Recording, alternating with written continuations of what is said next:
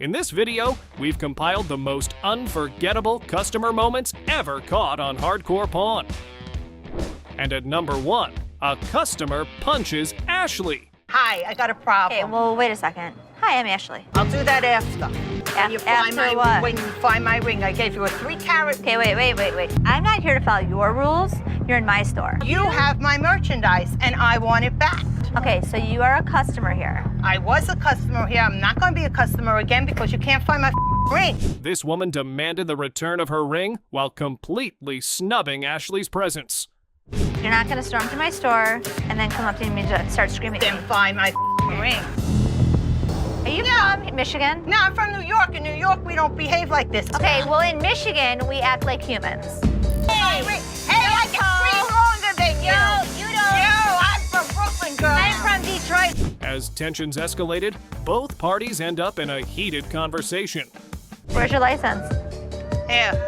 So now you have my license. Get me my ring.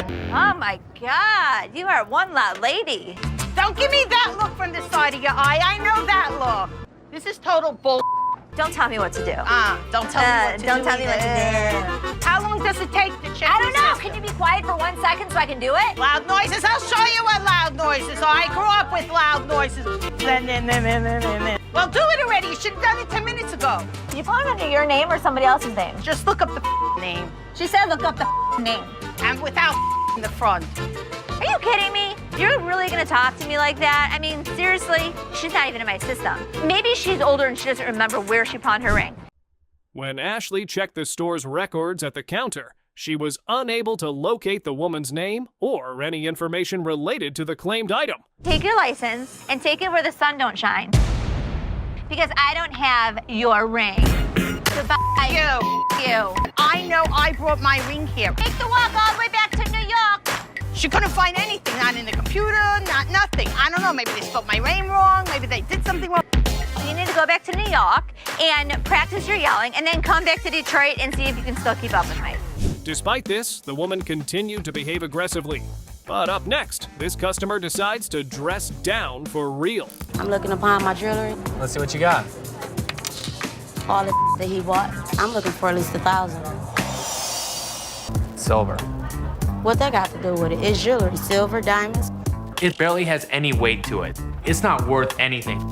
There's no value to it. That's just Very like light. telling me it's not a value to me and I'm a dancer. I'm an dancer. When she said Bobby J immediately walked up, like, hey, let me see what's going on. That's why they called me the chosen one. Oh, that's your Oh. stage name? You didn't see it? See what? You didn't Oh, see it. your This leg? is No, why I'm the chosen one. now I see it. Need my money. Point is, not interested in it. Let's try this the nice way. I have some jewelry that I need to pawn. My man is locked up. Can you pawn my jewelry for me? On inspection, Seth determined that the items were primarily made of silver, making them unsuitable for the transaction. Since Seth declined the offer, the woman took another route to have her way. No. Okay, where's your manager? Hold on, let me get it.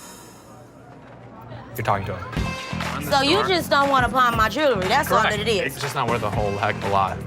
Then that's some bull. Damn, did I see you at the club one night? And damn, did I just No. like dish you or something? No. Have a nice day. You know what? And you have a up day. Thank you. And kiss my kiss this kiss that The purse is kiss that. The purse blocked it, Thank you. I'm the chosen one. I ain't with these stupid mother no more. They got me up. Classy broad. Class.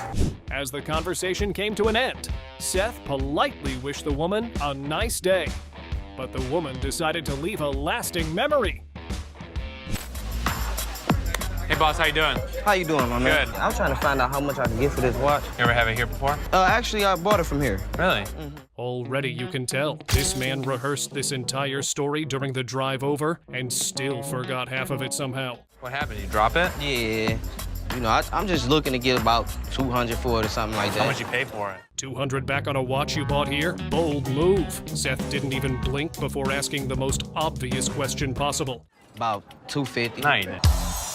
Come on, man. I did pay $250 for it, man. Where's your receipt? I don't have a receipt with me. Paid $250, wants $200 back. Zero receipt in sight. Sir, that's not negotiation. That's just a wish dressed up as a plan. The fact of the matter is, you want $200, it has a cracked crystal on it, and you didn't buy it for $250. Seth's not even arguing, just stating cold facts calmly, like a man who has personally watched this exact movie play out before. I sell in my showcase the exact same watch for $30. You know, all I want is my money back for it, man. I got kids, you know. I got a chip, too. It's like I'm not even smiley right. And there it is, bringing up the kids. That's the full Hail Mary. When logic completely fails, drag the family into it immediately. I get it. Can I get the $200 for it?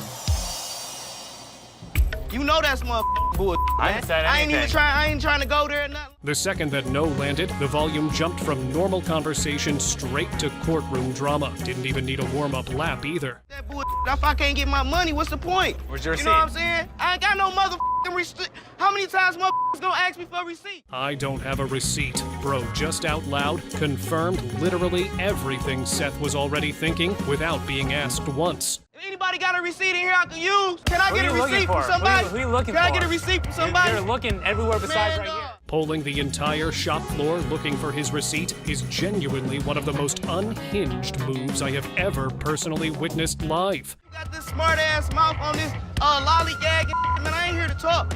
I'm not. Whoa, that's a high voice, man. Seth asking why the voice is raised, delivered so calm, so flat, is honestly scarier than if he just matched the energy completely. He was coming to American Jewelry demanding money and ultimately going through the puberty. Man, let me get some. Yeah, going through puberty, Seth just dismantled this man's entire argument with 4 words and cannot agree more with Seth. Getting anything. Ain't nobody trying to hear that from your ass, cuz. Really? I ain't trying to hear. I'm just trying to see some. This stopped being about the watch several minutes ago. What we're watching now is pure ego refusing to walk itself out the front door. You're out of here. Bounce. You want to mock me? The mocking area is outside the store. That's just bull. Mock me outside. That one line tells you everything. Seth has personally met this exact person walking through that door at least 100 times. Put your hands on me, dog. Somebody got a receipt? Can I get a $200 receipt? Somebody? Huh? Oh, man. Go. Stopping random strangers on the way out to ask about his receipt, that level of commitment is actually insane. I almost respect it. Almost. Motherfuckers got me falling in this pit. We have tolerance for a lot of people, but when they start acting like idiots, it's time for them to go. What's going on? Tolerance for everyone until the idiot switch flips. Honestly, the most transparent, accurate, and relatable pawn shop policy ever stated out loud publicly. And that's just the first customer. Different day, different store, same energy because some people just cannot take no for an answer. How you guys doing? How can I help you? I'm trying to sell my guitar today. How much are you looking for? About $200. How'd you come up with that price? 2 guys walking in with a beat-up guitar asking $200. Already, something feels completely off about this whole situation. I don't even know. Trying to sell this for $200. Yeah? Because we have a baby coming. Wait, they don't even have a real reason for the price. Just vibes, desperation, and a possible baby on the way. Coming up. How's that possible?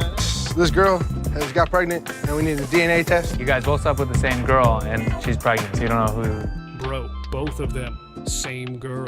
DNA test pending. This pawn shop just turned into a Maury episode in real time. A DNA test is $400. Yeah? Put $100 each in. We need $200 for this guitar. Right. 100 per test, 2 tests needed. So the guitar price is literally just their paternity drama converted into emergency cash. Doesn't look like it's gonna happen, bud. Why is that, man? Why's that? We just Well, need $200 it's busted, so we I get know. this thing, man. You can't give us nothing for it. Seth's not buying it. Literally. That guitar looks like it survived 3 different wars and lost absolutely every single one. I wish I could help you out, but it doesn't look like that's gonna be possible. Bucks, man. Really? Me? Yeah, you. You know what? Take this guitar. Nothing. $0. And they drop the F-bomb on Seth, like he's somehow responsible for their entire life situation right now. You're gonna get the out of here. No, I'm not. Yeah, you are. Give me $20 right now. Now they're screaming for $20 like Seth owes them something. The audacity is truly unmatched in this specific zip code today. Man, this place, man. I'll go show you what I can do. Show you, man. This place. That look what we'll do energy walking out the door is never, not once in recorded human history, a good sign. Won't even give me $20. Look, I'll show you what it's worth.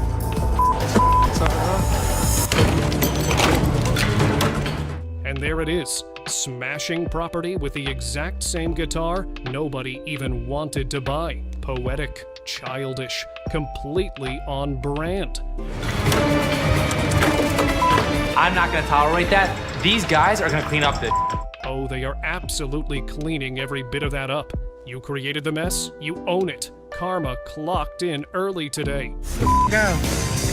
Clean that up. You. Still refusing to clean and hurling insults on the way out? The confidence is genuinely astronomical for two guys in this predicament.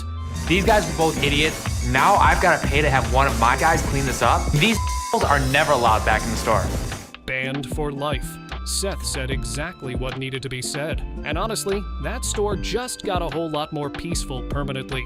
Hit that like button and subscribe for more unforgettable hardcore pawn meltdowns coming your way soon. Out of here. I paid like $1,000 for this ring, and you only talking about $100. Get the hell out of here, $100. Can we hurry up? Yeah, please. No. I was the one that came in here, tried to spend my money, is what I did.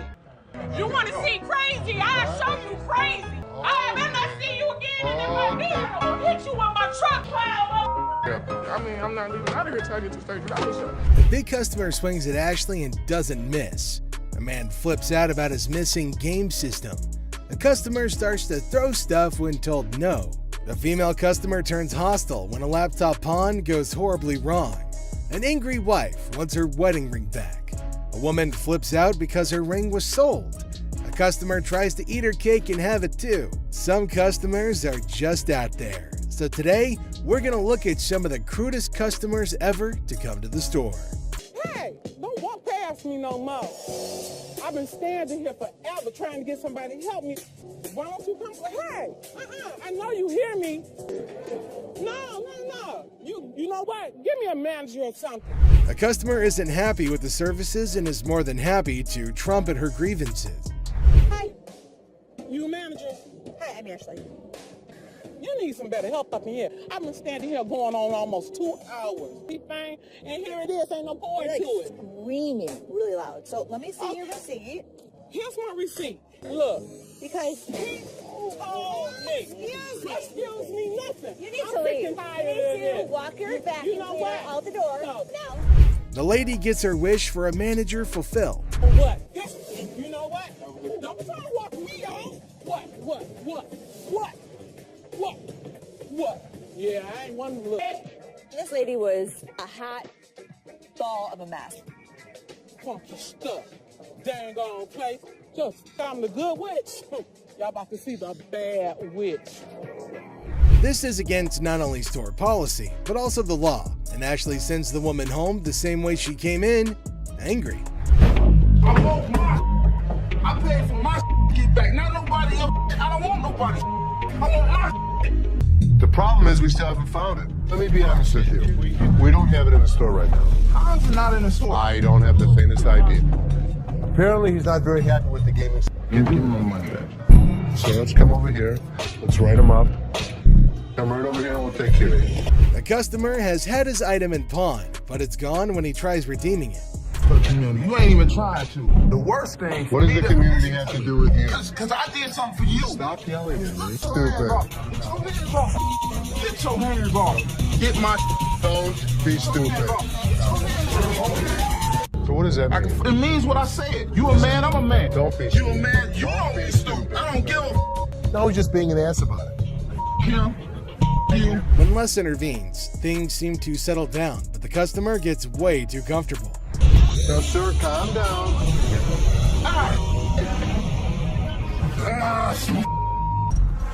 I give you my word, whatever I owe you, you're gonna get.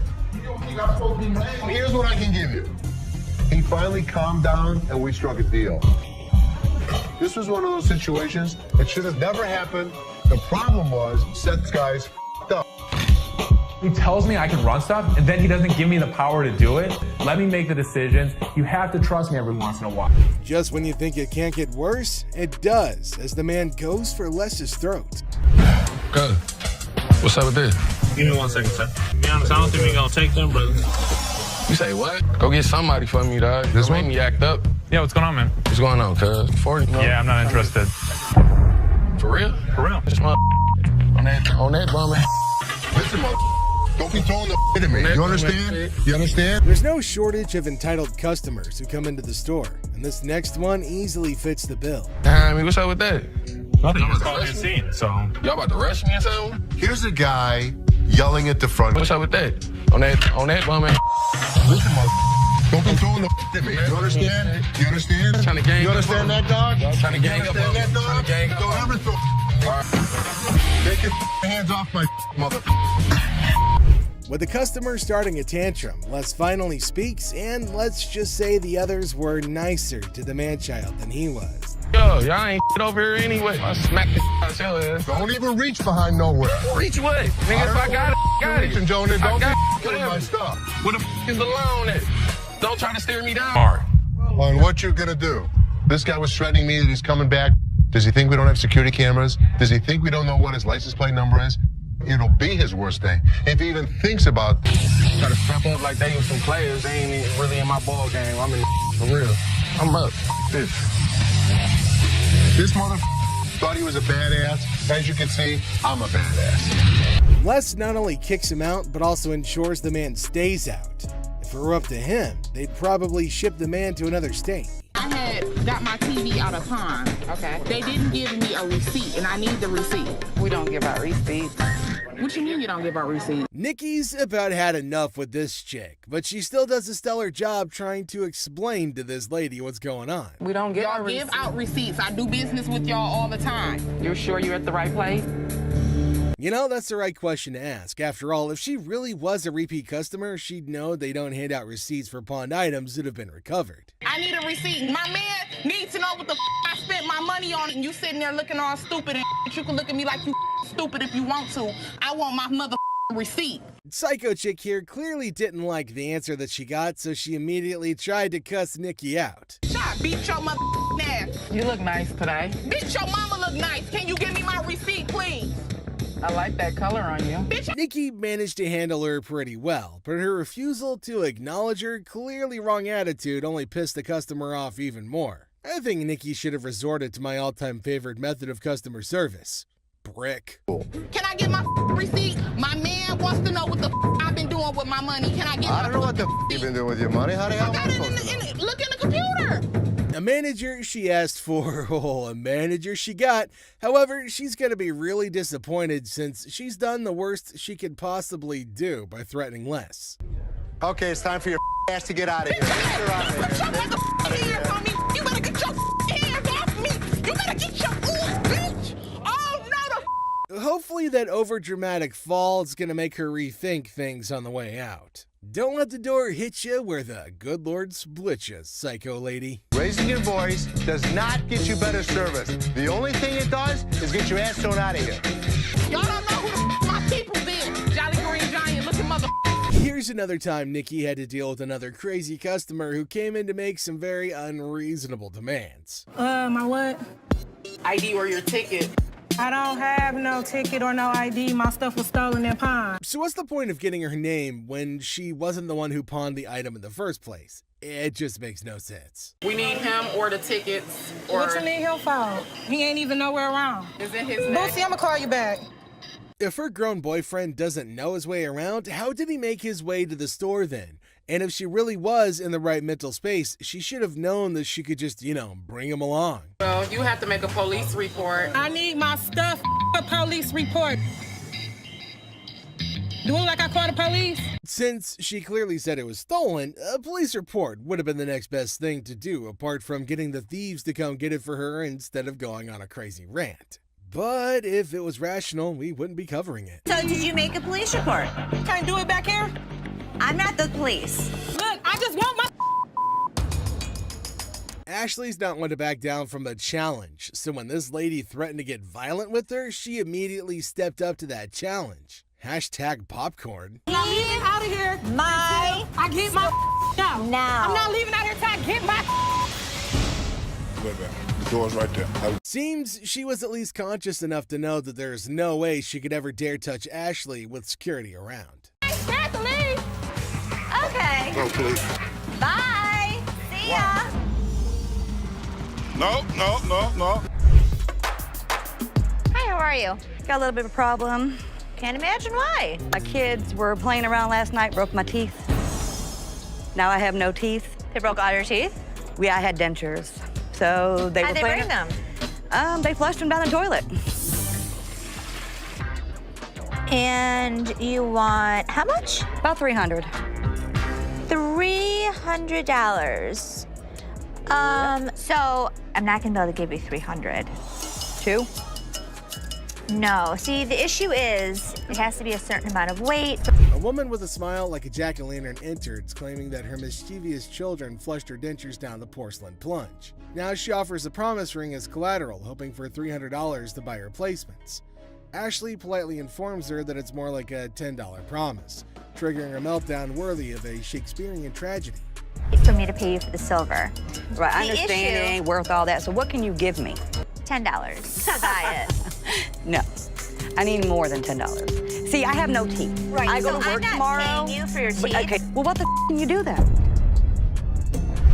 The woman launches into a guilt trip that would make even Mother Teresa flinch. Now Ashley stands firm, offering a measly $10 just to get rid of the verbal hurricane. But oh no, our toothless typhoon isn't satisfied. She throws insults like confetti, calling Ashley names that would make a sailor blush. Takes one to know one, doesn't it? Talk a lot of smart, bitch. I do, and so do you. Keep walking. Now what? I'm here. Now what? I'm here. Keep walking. Bitch, my car's this way. Lucky Ashley didn't knock the teeth out your mouth. Ashley, pushed to her limit, unleashes her inner dragon. The woman, finally defeated, slinks away, muttering threats. Ashley, victorious but slightly singed, sighs. One down, a million more to go. Hello. How are you? I'm fine. How are you? I like your nail polish colors. Thank you. What do we got here? A laptop? Laptop. Can you type in your password? What brings you in today? I just want to pound it in so I can give my sister some money. All right, I can do 150, and that's what I can do. Okay, can you do 165 or not? I can do 150. Okay, I know what, I ain't got time. Ashley greets the woman with nail polish flair. But oh boy, we got an issue. This is a laptop fiasco. Now she's trying to get cash for her sister's birthday bash, but the password's playing hide and seek. Now she's clueless, and Ashley's like, try again! But it's like asking a goldfish to play chess. Negotiations start to begin. Or do they? I ain't got time for this. I'm here to help you. Okay, well, you have a really, really bad attitude. It's like you don't like your job. If you don't like your job, you shouldn't work here, sweetheart. I'm sorry, you really shouldn't. I haven't even talked. I said I could go the way you 150. treat your customers is so disrespectful. I actually asked It's so disrespectful. Well, I'm sorry. I told you, I can't take 150. You know what's disrespectful? That Learn you're how to talk. Learn how to talk. Learn how to talk. Have a good day. You were too silly. So are you. Don't touch my stuff. You were so silly. If you want me to... It's a bargain battle royale. Now the woman wants $165, but Ashley's all like, I'll give you $150, and it's a standoff. Then, boom, attitude explosion. The woman's throwing verbal haymakers like it's a boxing match. Ashley's like, hold up, honey, don't sass the cashier. But the woman's not backing down, even if it means storming out in a huff. Want me to help you? Your worst mistake is to tell me off. I could take my business somewhere Are you else. a lady or are you a baby? Excuse me, sweetheart. About it. I'm running the next store. You think you're really gonna be able to handle that? I did this one. I did all the heavy lifting with him. Give him. You coming to the door like you gonna do something? Goodbye, man. Gold earrings. In the golden world of earrings, Ashley and the customer embark on a carrot quest. The earrings sparkle, but the price tag dims the shine. The customer eyeing the digits suggests a hilarious plot twist. An exchange proposal that could turn this jewelry journey into a comedic barter ballet. Looking for some gold earrings. You are in the right department. In the dazzling dance of earrings and dollar signs, the customer flips the script with an exchange proposal. Ashley, the jewelry juggler, contemplates the weight of the situation, hoping those earrings don't tip the scales against her. It's a hilarious jewelry version of Let's Make a Deal, where carrots and comedy collide. Well, we can do is I can take those and apply money towards these. In the comedy club of carrots, Ashley drops the punchline, a whopping $500 for the desired earrings. The customer expecting an exchange extravaganza faces the reality check. Okay, so what I can do for you today, I can apply $40 towards these. I paid $500 for those. What do you mean? You can't do an exchange? Ashley, the weight wizard, spills the carrot beans, revealing that these earrings are more featherweight than a dieting hummingbird. It's a priceless jewelry negotiation that has the audience and the scales in stitches. Okay, I can't give you $500. Why you can't? Because it's not worth. In this comedy climax, the customer unleashes carrot chaos, insisting her earrings are weightlifting champions. The tension escalates as she dubs Ashley boo, but a touch sets off a mini drama. I know how much these cost, boo-boo. Because you scream that they're gonna give you more money, boo-boo. The pawn shop becomes a carrot battleground, and Ashley's final offer of $175 is the punchline that sends the customer storming out, leaving the jewelry saga in a carrot cloud of comedy. Everybody else good. Pose made you Fake diamond. In this wild pawn shop showdown, two characters storm in like a tornado, armed with an attorney and a demand for $900. The seller, caught off guard, awkwardly requests a card while the attorney seems more like a background dancer in a chaotic legal dance. It's a scene where negotiations are more like a comedy sketch, leaving everyone wondering if they stumbled into a legal circus. I got my lawyer with me. This is wrong. Show me your card. I don't have a card with me. My attorney. Customer unveils a questionable earring, claiming it turned his ear into a rainbow. The seller, armed with skepticism and a keen eye, dissects the earring, declaring it a fake diamond disaster. So what do you want to do today? You want me Can to I get figure my money out? back? You want me to figure out why your ear's turning a different color? Is that a real diamond? Enter the legal cavalry. The customer brandishes a lawyer in the name of mismatched receipts and the ear that turned technicolor. It's a jewelry malfunction turned legal circus, and the pawn shop is now the stage for hilarious gemstone saga. This is not the correct earring for the receipt. Chaos ensues as the customer brandishes a jewelry store receipt like a wizard spell. The attorney, a sidekick in this legal circus, demands a refund for the rebellious earring. The seller, caught in the crossfire, faces threats of escorting and leg knocking, all while insisting they won't budge. It's a legal showdown where the only guarantee is a laugh-out-loud twist around every shiny corner of the pawn shop arena. The earring does not match the description. What you mean? So you said now I just brought an earring in?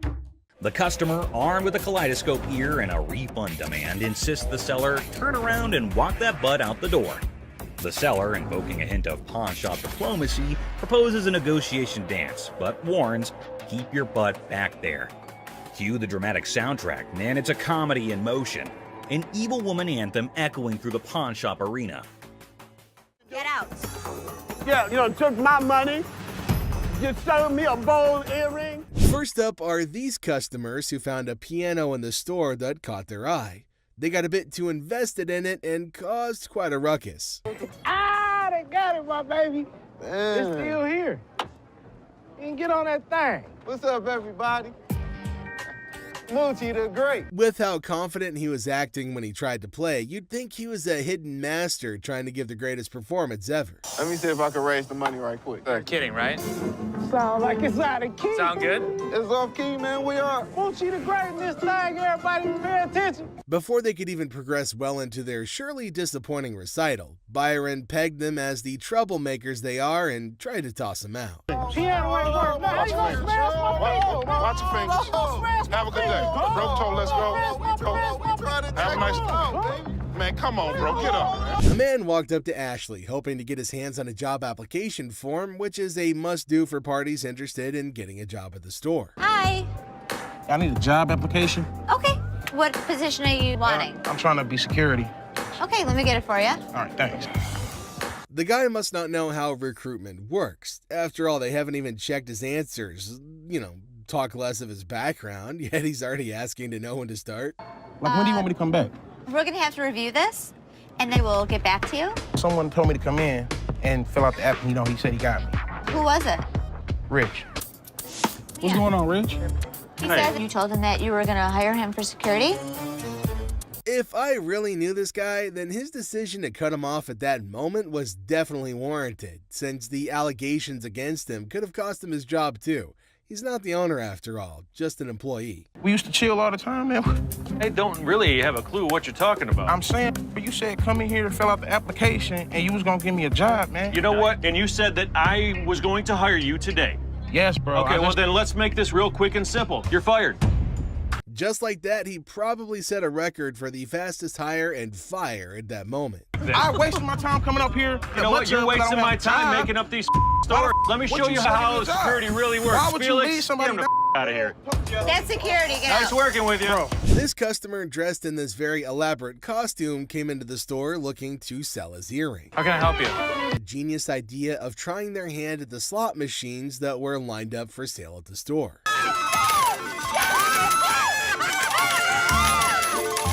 The earth is shaking. Oh my God! Oh my God! The ground is moving like... Seeing how happy they were at getting a win that isn't real, Seth had no other option than to come over to bust their bubble. I wonder how much that is. You got nothing. It's for sale. This is a toy. That's a toy. It's a toy. This is here for the customers to use. Well, you tell me where it says in English anything that you want, anything. It's just funny how they came to a pawn store to gamble. A pawn store of all places. That's the furthest thing you can get from a casino. You want to talk to the manager? You are. You're the manager? I'm the manager. Oh, nice. They're going to just say we're not going to get anything. You're not going to get anything. That's a really funny mother and daughter duo right there. They seemed to believe that they had rights to claim rewards and they were going to go through any length necessary to get them. No action of that kind's going to go down while Byron the Snuggle Bear is watching though. Come on! Y'all out of order! Mom, let's just go! Oh, out of order! Early in the morning, Les was absolutely dumbfounded when he saw a customer casually picking up a couple of items off the shelf without a care in the world. First thing in the morning, I see a guy walking around the store pulling off my shelves. Where'd you get the vacuum? Got it from my mom's basement. Where did you really get it? My mom's basement. He's definitely another crazy customer looking to start something. He wasn't even subtle with the whole operation at all. I'm sorry, what'd you call me? A fool. You think I'm that stupid that I didn't see you pull the off the floor? It's time to go. Oh, man. Get out of my store. You understand what I just said? He's already embarrassed himself with the whole yelling, but with what Byron was set to do next, things got even more embarrassing for the guy. Do it. Keep walking, buddy. Ma'am. I just bought this TV. It's broke. No, I don't. When did you buy it? I bought it yesterday. Yes, I did. I need you to give me my money back. I don't know if you bought it from us. But you owe me for my DVD. Where's your receipt? I don't. Do I need to get louder? No. Why not? This woman starts trouble when Seth refuses to change her TV. Excuse me. Who do you think you are? I don't need your help on this one. Thank you. Mom. Excuse me. Hey, it's me. Excuse me. Excuse me. Huh? What you do that for? Unreal. Anger management. She doesn't last long in the pawn shop, and she even broke the TV more for some random reason. Look at her watch. Absolutely. Is that a ladybug? It is. Yeah, that looks kind of nice. Full cut stones. Give me a second. Okay. Mother pearl dial, like I said. Man, same old, same old. What's going on? Excuse me? Don't you get paid by the hour? Trying to rush people? I'm not trying to rush you. You are trying to rush me. Get the watch back out. Don't try to play me.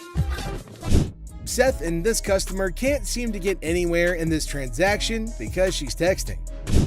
No, I'm not You laughing. laughing? You laughing? What's funny? Are you mental? Menthol? Mental. Oh. Do you see this phone? Do you see me texting? I can slow down. Yeah, please slow down. I am checking at me like I'm crazy. That is crazy to you? I ain't crazy. Yeah. I'm a VIP. You better recognize. Have a good day, man. Ooh, you have a good... Who owns this place? I'm trying to buy a watch. Don't be pushing me up in the flop. Please. Pay attention. I ain't got time for this. You know what? She got outside like a damn transformer. Wig flew off. She showed a 9 king, starter king. It was terrible. Don't forget about the wig. Have a good day. Leave me alone. The woman gets worked up about her texting. This leaves Seth no choice but to send the woman off the premises. All right, gonna redeem this. Okay, actually, this was pulled. Pardon me? It was due on the 2nd.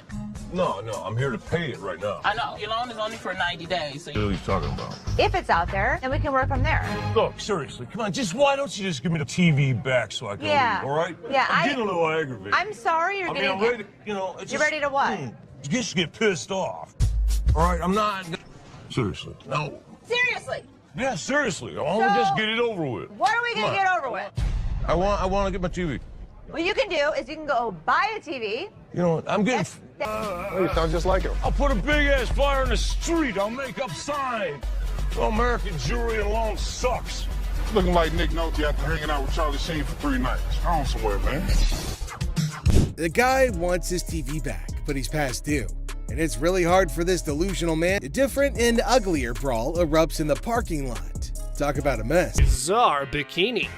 Check out this granny of the century who strolls into the pawn shop with an elderly figure that has a lot to do with, I don't know. You have a look and maybe you decide. Which is the doll? I heard that. I'm undressing her.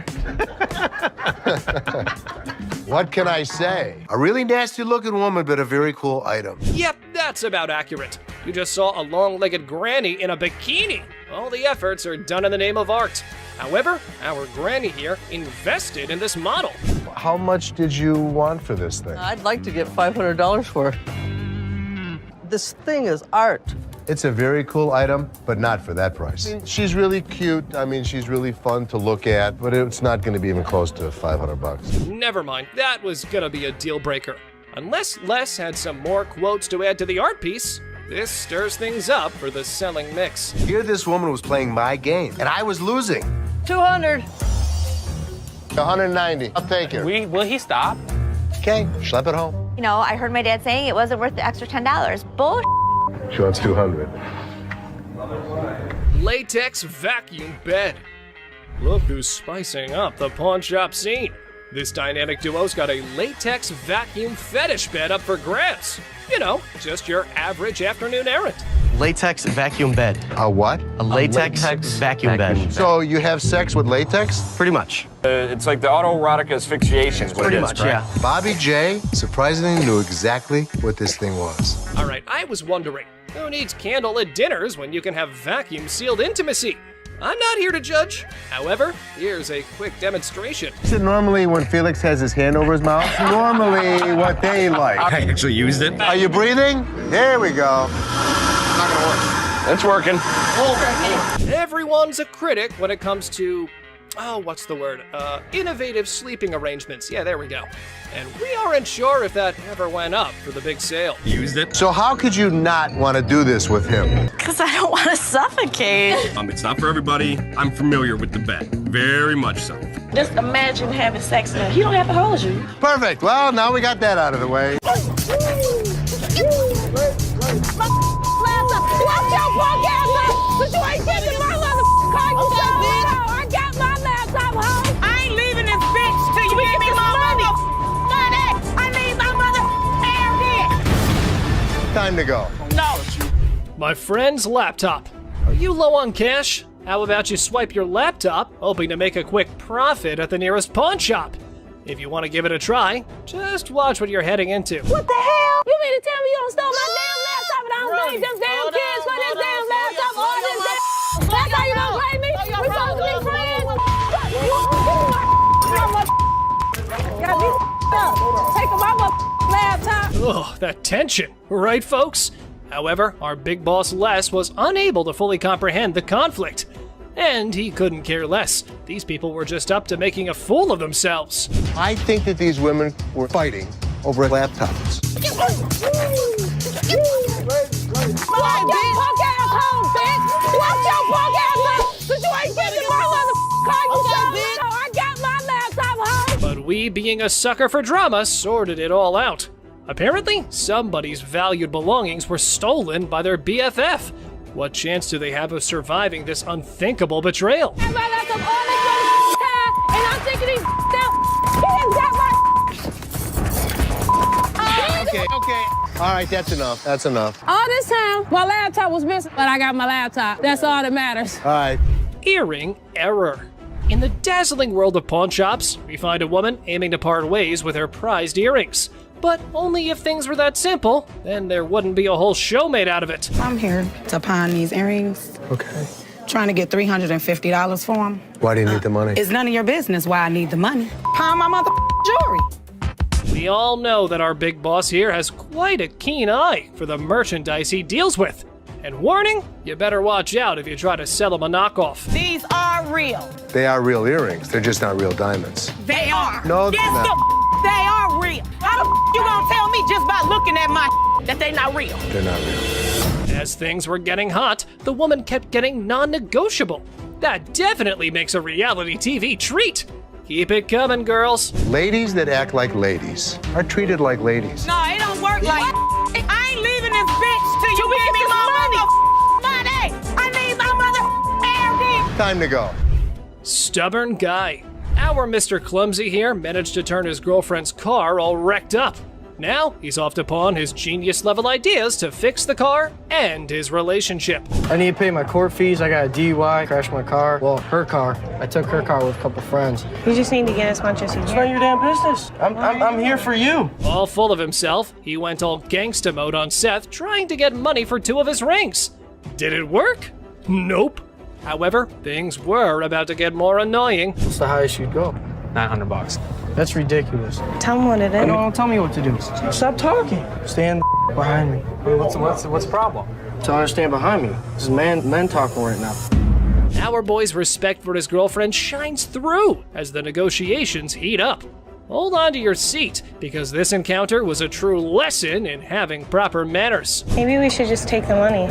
That. Stop talking. Just Dude, stop seriously, talking. why are you Just such an stop. ass? No, you need. No, I don't need to. You're my store. This It is my property. business. This It's is not my your property. Do I She's her tell own your person. property what to do? Hopefully one day she'll wisen up, move on, and realize that this guy's complete. Next, some users are even cracking jokes about why the guy was so willing to sell such a masterpiece.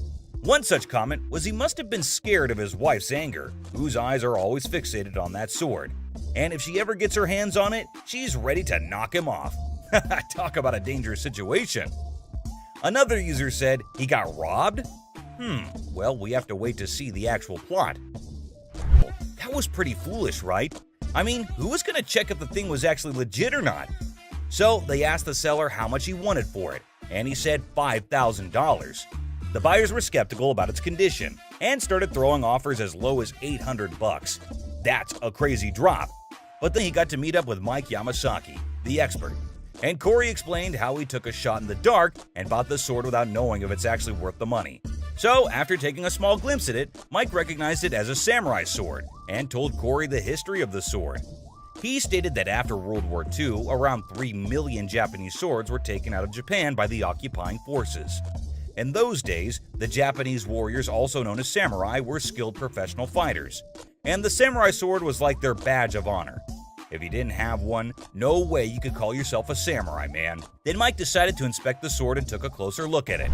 After considering the condition, the expert estimated that it can be restored for around $3,000. But here's the exciting part. After the restoration and blade sharpening, Corey could potentially sell it for a whopping $15,000. That's a tenfold increase from what he paid for it initially. So, risky game. But does it always turn out to be luck, or sometimes they just lose everything? What are you doing? Fake earrings. 2 sassy black queens strut into the pawn shop, flaunting earrings worth $350. The seller, bewildered, innocently inquires about the swearing, prompting the girl to unleash a verbal firework. Trying to get $350. You ain't even looked at my. Do you know that these aren't real? In the sizzling pawn shop showdown, the women insist their earrings are as real as their sass. The seller, sweating in the Lacote, tries to diplomatically handle the diva duo. It's a battle of bling, attitude, and a heat wave, all under the watchful eye of leather-clad thermometers. Comedy gold. How the you gonna tell me just by looking at my that they not real? They're not real. As the Queen of Sass declares her exit, she throws shade like confetti. Insults rain down, targeting the seller's wrinkled-up hair and questionable fashion choices. With a parting shot about a jury and long bow ass, she exits, leaving the pawn shop in stitches and the seller questioning his life choices.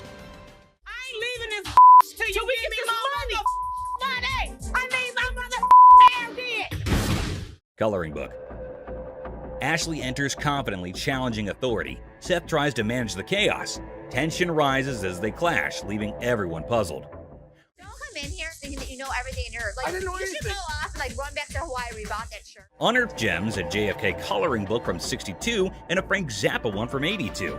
Mom's surprise drawer is found. Now, the shop's in for a laugh, unraveling the tale behind these quirky relics.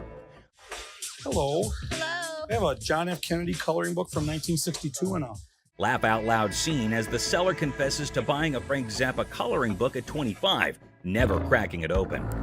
Now, with 3 daughters in college, it's a hilarious quest for cash. The quirky relics become the center stage for a funny exchange in the pawn shop.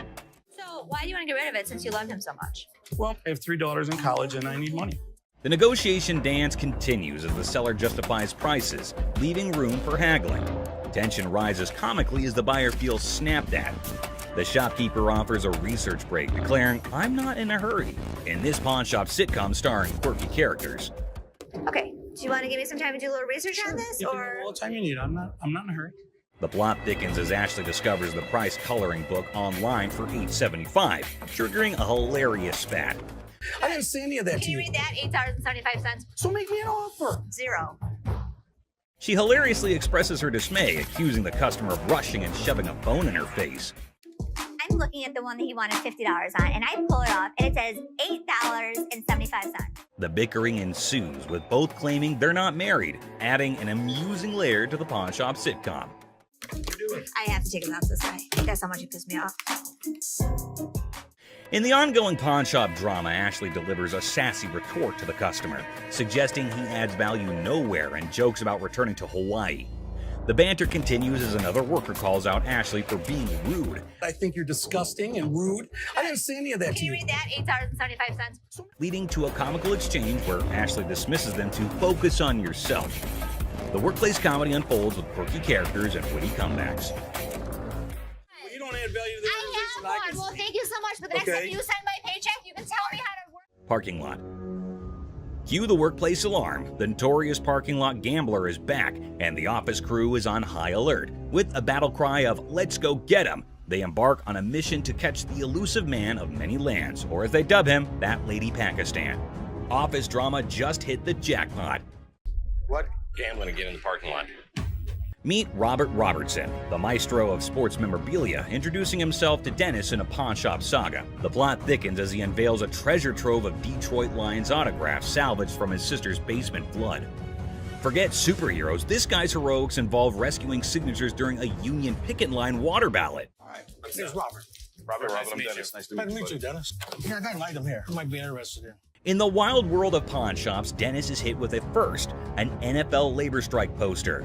As Robert pitches his Union picket line relic, Dennis, caught between fandom and frugality, contemplates the value. It's a negotiation dance where even the poster's wrinkles have a say, and Dennis dreams of a dad who'd splurge on a heartbeat. What, Steve Bacchus?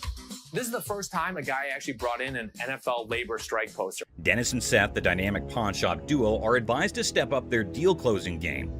In the battle of signatures, Robert's pitch clashes with Dennis's detective skills. It's a showdown of history versus water stains, where even a tear is more drama than a soap opera, selling history hard, selling water-stained history a comedic challenge. One just like this mint, though, and he got $950 for it. Right, so if that was mint, why would you want $1,000 for this?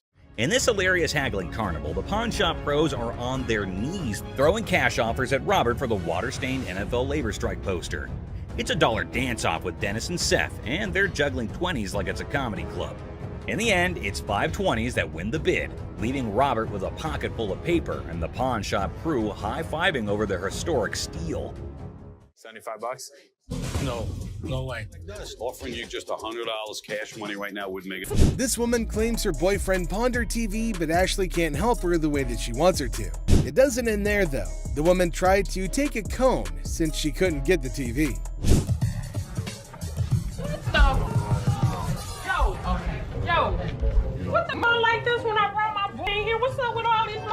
tissues and boys. Can you please get some Windex? You go get me some other Windex and some tissue and let's do right. And wipe my laptop down. You better give me that Windex. They not doing that. Yeah, I couldn't believe she was going off because her laptop had a couple of spots on it. She probably missed her breakfast. Oh, stop, man. Come in here like that, dog. You looking all retarded and you stupid on the Hey. You ain't gonna walk up on me. Get out of the way. You want Delusional customer rains insults on Joe when he can't help her clean her laptop. you crazy. You don't realize who you messing with. I did not see you again in the video. I'll hit you on my truck. You clown. Look at this. All this dust and stuff. This my sponges and I shouldn't even have to do that. You think I'm gonna do business here again? Yeah. When I was standing out there and I kept telling you to move away, you're walking back at her? Why are you doing that? Get away. When that happens, remove yourself. Be professional. The crazy woman is shown out of the store and Les shows his disappointment to Joe. Hello. How are you? I'm fine. How are you? I like your nail polish colors. Thank you. What do we got here? A laptop? Laptop. You type in your password? What brings you in today? I just want to pound it in so I can get... How do you forget when's the last time you used this? About a month ago. You forgot your password? Yeah. Try again. I need at least 165. I mean, I can't do 125. 65 or not. When a lady comes in with her laptop, she forgets her password and manners, but Ashley can only help her with one of those problems. Okay, I know what, I ain't got time for it. It's like you don't like your job. If you don't like your job, you shouldn't work here, sweetheart. I'm sorry, you really shouldn't. I am respectful. Learn how to talk, learn how to talk, learn how to talk. Have a good day. You were too silly. So are Don't you. touch my toes. Flat out. You done? I don't give a like I said, I don't care. I can take my business somewhere else. The lady obviously doesn't like the sound of $150, and the negotiation goes downhill from there. Lady, or are you a baby? Excuse me, sweetheart. Hi. What the you looking at, bitch? What the you looking at? I'm talking to you, bitch. What you looking at? You know what? Take this outside. What the you looking at? What the bitch? You fat bitch. Fat ass bitch. Wait, with a fat ass bitch. Go walk somewhere, bitch. You talk like I said, I can take my business somewhere else. You don't know me. Crazy. That's what I'm talking about. Walk away. Bye. Bye. What more can we do? Since the lady won't stop talking, Ashley engages her, and it's like setting fire to dried sticks. Hi, manager. That's me. How can I help you?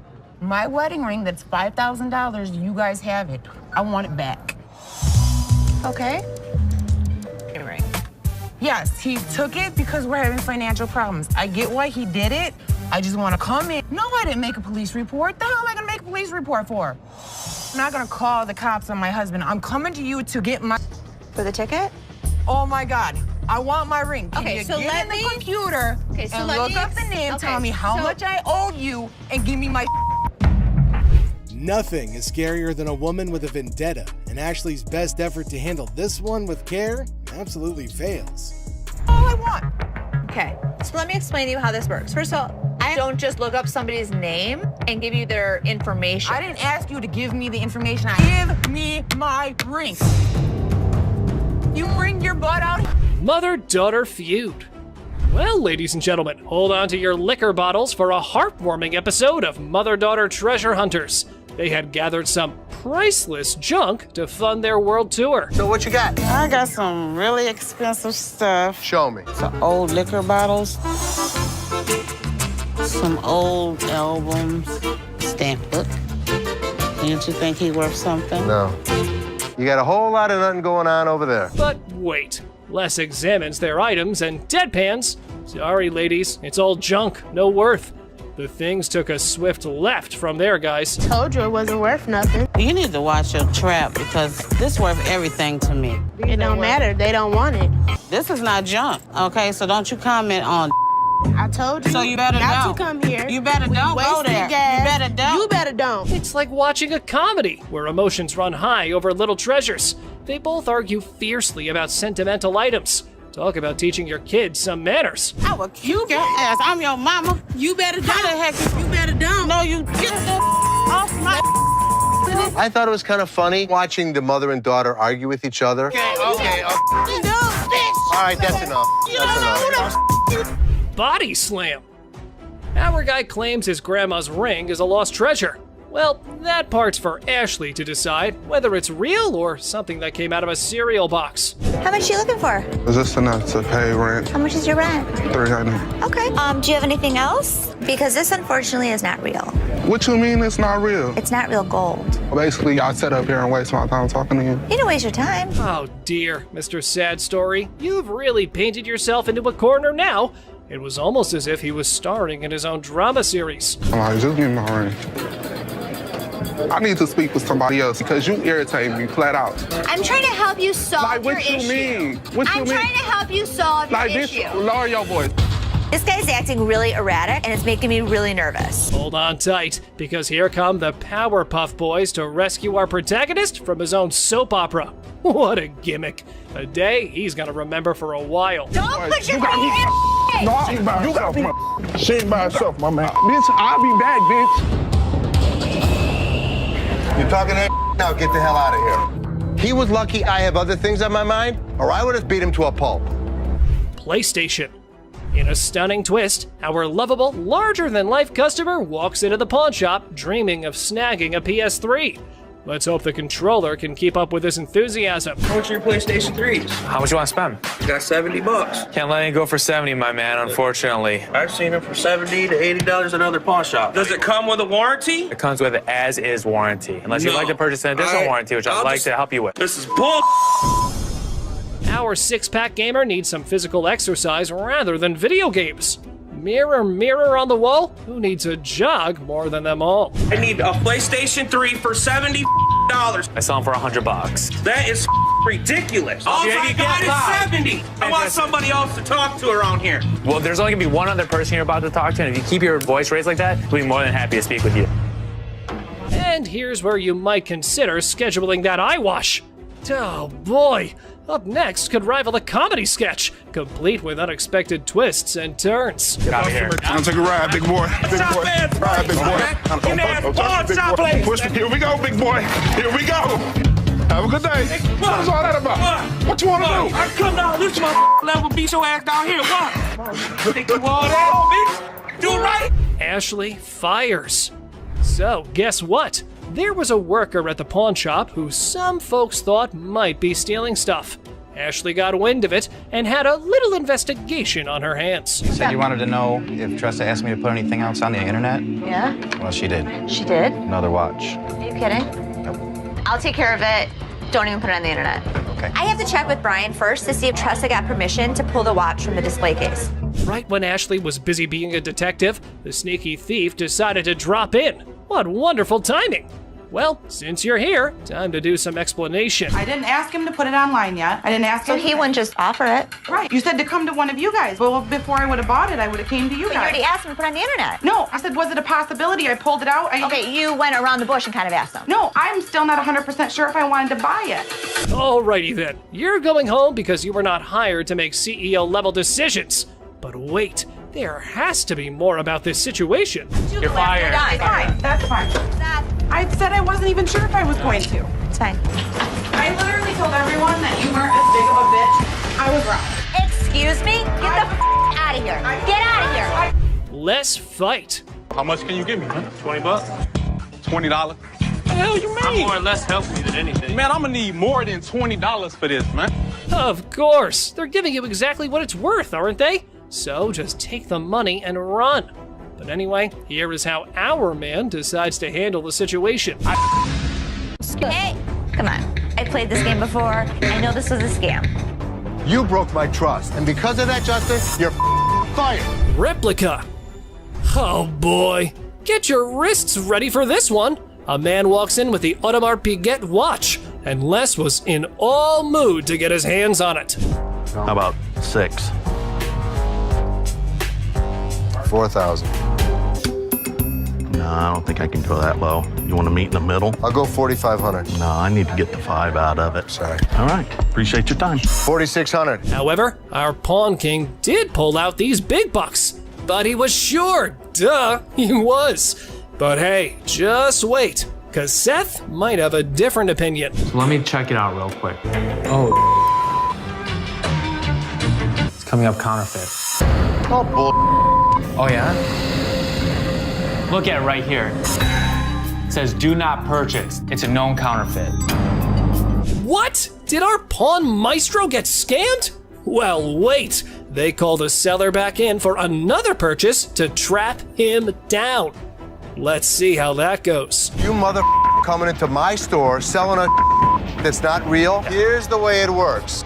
Either give me my money back or go to jail. I bought them, and now, I've gotten taken on them too. I believe you. I mean, I'll give you your money back. Unreal diamond.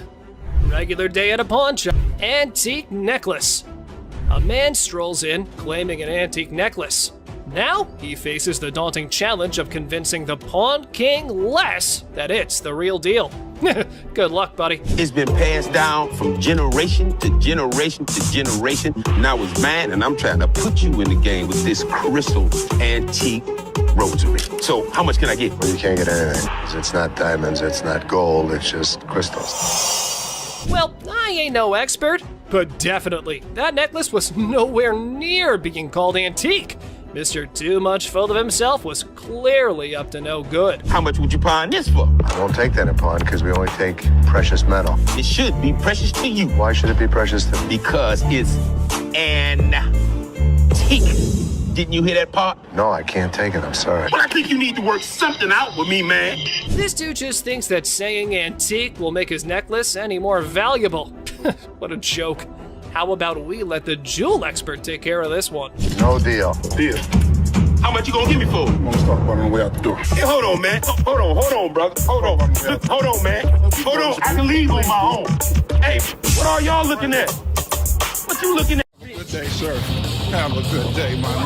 Yes, sir. Old mother. Oh, man. Who the you calling him? Really? You the ugliest two sisters I've ever seen in my life. Check out the wildest, most intense moments on Hardcore Pawn, where customers and staff bring the heat. And also get ready for some serious craziness at the pawn shop. Just another day at the pawn shop where we've got a mix of decent customers and, well, some pretty pathetic ones. Take this guy, for example. He may seem all laid back, but is he really? What you got here? That's a watch my grandmother gave me. Wow, this dude received a watch from his grandma, which is pretty sweet, right? But here's the thing. He's convinced it's solid gold and expects a fat stack of cash for it. Well, let's hook him up with the amount he's hoping for. Let's find out. 500. The problem is, the metal on it is just stainless steel. Well, the metal on it is just stainless steel, so that's disappointing. But how will this guy take it? Yeah, you see this discoloration on the side? No.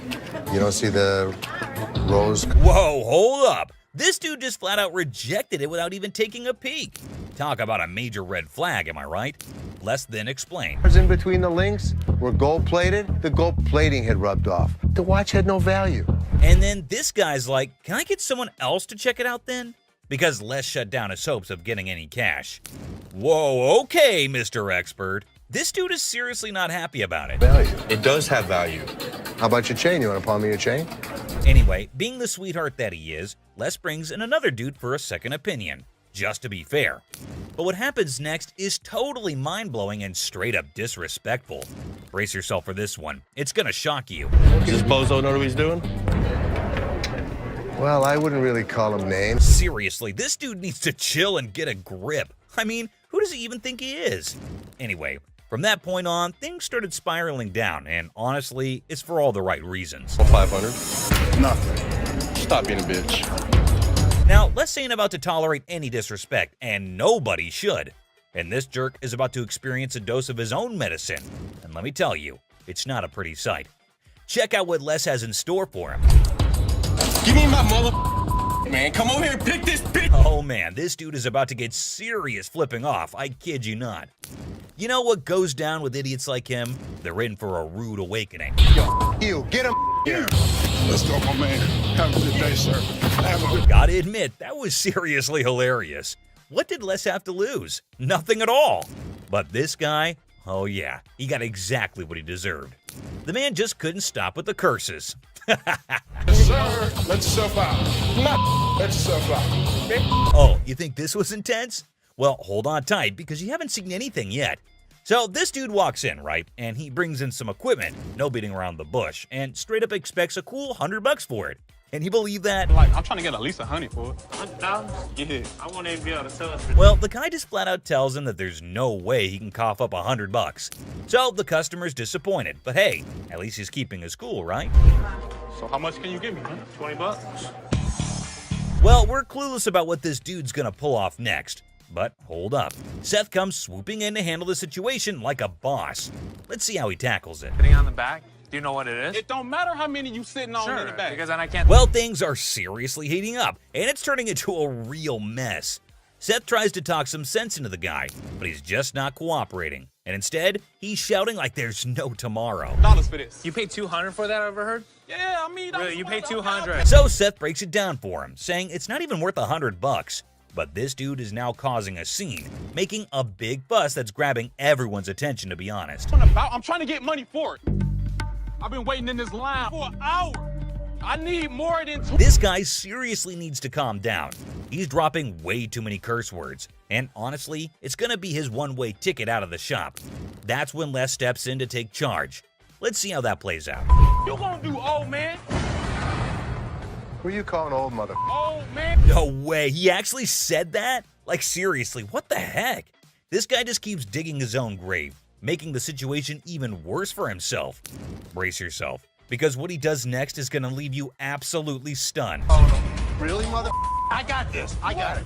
You wanna give me more than 20? Oh my god, seriously? Can you believe it? This dude actually tried to mess with Les and thought he could get away with it without being kicked out. That's some messed up behavior right there. Like, what on earth was he even thinking? Wait for an hour. Really? Me? You? Well, he totally got what he deserved. But guess what? That's not even the end of it. Brace yourself for this next one. So, this lady strolls into the store wanting to treat herself to a fancy watch. She's all sweet and ready to drop some cash. What could possibly go haywire, right? This will be good. Okay. This one. This is really pretty. Now, this lady is seriously contemplating whether she should go for it or not. So, what's your take on it, guys? You think she'll end up taking it or not? That's really pretty. It's really pretty. Good on you. That was 100. 100. Okay. She went for it. Well, everything's going pretty darn smooth so far. I don't want to jinx it, though, so let's just wait and see what unfolds next. Here. No. What is this? It's a $100 gift card. $100 gift card? Hold up. Is that for real? She whips out a gift card with all this confidence, and hey, is that some kind of new payment method now? Ashley looks totally baffled by this turn of events. Not a gift cards. What would you call it? It These says are preferred customer. Right. Man, this lady is already super worked up the moment Ashley spills the beans that it's not a gift card. And she goes on to explain the situation. Talk about major agitation right off the bat. It allows you discounts on the sales floor. You can't swipe this card and apply. This lady is seriously caught off guard and maybe just can't handle the fact that it's not a gift card. And well, she's getting a bit too aggressive, folks.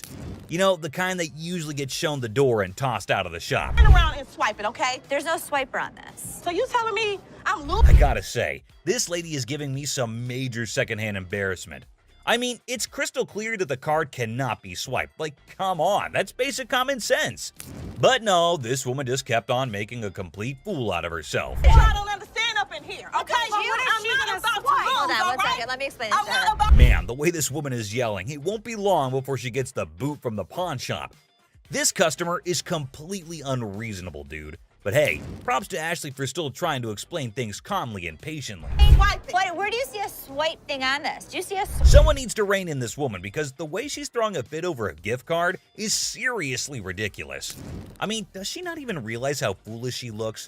Just look at her, still going on and making an absolute spectacle of herself. Somebody want to buy a preferred gift card? There's not $100 on it. There's no. Man, people can really lose it sometimes. It's wild.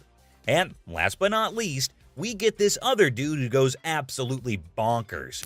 But here's the kicker. It's not about something he wants to buy or pawn. Now, you might be wondering, what on earth set him off then? Well, keep watching to find out.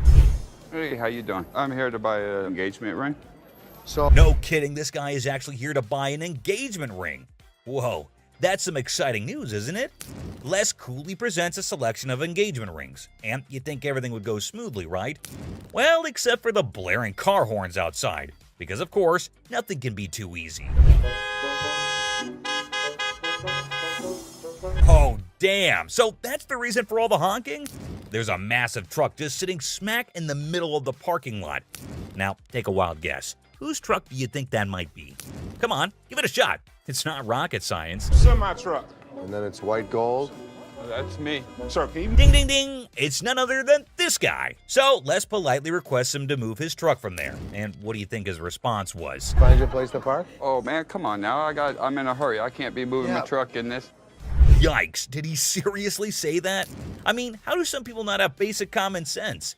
Did he genuinely think he was doing the right thing? Les is clearly not putting up with it, and you could totally see that. You don't have an option. You have to move your truck. I'll be more than happy to show Can you believe this guy had the nerve to straight up say no? Well, let me tell you, things are about to take a turn for the worse for him. But just when he thought he couldn't dig himself any deeper, he goes ahead and proves you wrong. Why are you so rude? I'm not moving the damn truck. Byron, take over. Well, obviously he's about to get kicked out, and trust me, you gotta watch this. It's absolutely hilarious. Move the truck. Come on, man. That's wrong, bro. Next time, parking on the freeway. This dude should be totally embarrassed about his behavior. And oh boy, he didn't stop there. He just kept on going. And the last straw was this. Move your truck! Silver Surfer. Oh, guess what? We've got a bona fide comic enthusiast here.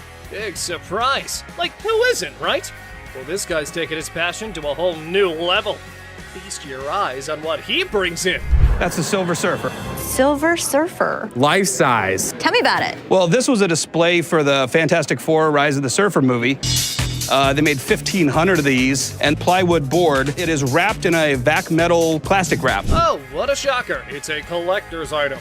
But hold up emotions, people, because it's got a price tag. I'm not sure if the experts are going to agree. Well, online, these things go for $3,000. Actually, Silver Surfer was voted in the top 50 recognizable comic book heroes in America. I mean, I really went $2,000 for it. I am willing to buy this from you for $500. Hey, genius. If you're after that dream price, maybe hit up a comic store. Selling your treasure trove at a pawn shop? Yeah, real brainiac move here, buddy. 900 bucks. That's it. I think I'm gonna have to walk. All right, well, it was a pleasure. We're gonna go surfing on home. See you later. Custom-made electric chair. Folks, take a puff. We've witnessed all sorts of weirdness at the pawn shop, but this fella's cranked it up a notch. Check out his wild sell list. So tell us a little bit about him. We have Halloween retail stores. This is a custom-made electric chair. There's a whole show if you guys want to see it. Come Sure, here. go ahead, show us. Hell yeah! I'm really into this kind of thing. This might be the new feature at my house on Halloween. Oh, just what we all need. A bedside toy that screams Halloween 24/7. No biggie, except it's art, not like living in a slasher fic or anything. So we're looking to get about $8,000. Brand new, they're just above $9,000. And that makes a lot of sense. Right. Buy a used one that's 6 years old. Well, the cool thing about this one is that they don't make them like this anymore. You're right, they don't. The new ones are digital. Well, guys, Mr. Ambitious over here is dead set on this mystery item. Heaven knows what his grand plan is, but Les has a style for a bargain. Thank you very much for bringing Thank it you. in. We appreciate it. Damn it. I'm a little disappointed that I gotta schlep it back home, but you know, with Michigan being, you know, like the #1 state for haunted houses and attractions and things like that. Elephant skull haggle. Oh, guess what? No fancy sofa, no blingy ring, and no one-of-a-kind car to pedal? No worries. How about you trade an elephant skull for some greens? Because that's normal, right? Skull of an elephant. Really? Very unusual. It's very unusual. My best friend had it, passed away, and I inherited this one. It's where the tusks were. I understand that. It came from Africa? Yeah, right. Well, I So- can promise you nobody has ever brought in an elephant skull, ever. That I can Little tell you. unique. Ever wondered where one finds a thing like that? Well, surprise, surprise, there's a thriving market for massive elephant skulls. Yeah, you heard it right. Skull heads. 1,000. That's as low as I'm gonna go. Let me talk to my elephant expert. Africans are buying now for $2,300 and the Asians are $1,900. The good part was, it's worth the money. There is a demand for elephant skulls, but I'll be damned if I'm giving it away. Okay, peeps. When Les locks onto something, prepare for a solar eclipse, because he's not releasing his grip. Anyway, there's a plot twist in this pawn shop drama. I got $700 $100 bills waiting for me. $750. 700. And if you think it's worth $50 for you to schlep it home, It isn't. Schlep it. It isn't. Schlep it. I'll give it to you for 7. You got a deal. Thank you very much. Thank Come you. right Thank over you. here. We'll Thank take you. care All of right. it. All right. Yeah. Mark, thank you. Bone Rattler. Okay, people, the granddaddy of speed in the house. Ready to snatch up a drag racing car from the pawn shop? Who knew shuffleboard was just a warm-up? This guy is an expert. He knows all about drag racers. So does Jeff. Jeff is my jeweler, but he's much more knowledgeable with engines than I am. The guy that sold it to me said it cost him $85,000 to put it together. Probably clipping along at about 250 miles an hour. Fire this puppy up. I don't know how to start it. Gather around, youngsters. We got a drag racing sage here, boasting a mere 30 years under his belt. So the wisdom dump is here, as he schools the pawn shop owner. You know how to start him? Sure. I knew you did. How long you been racing dragsters? For about 30 years. Oh. You ready for this? I'm ready when you are.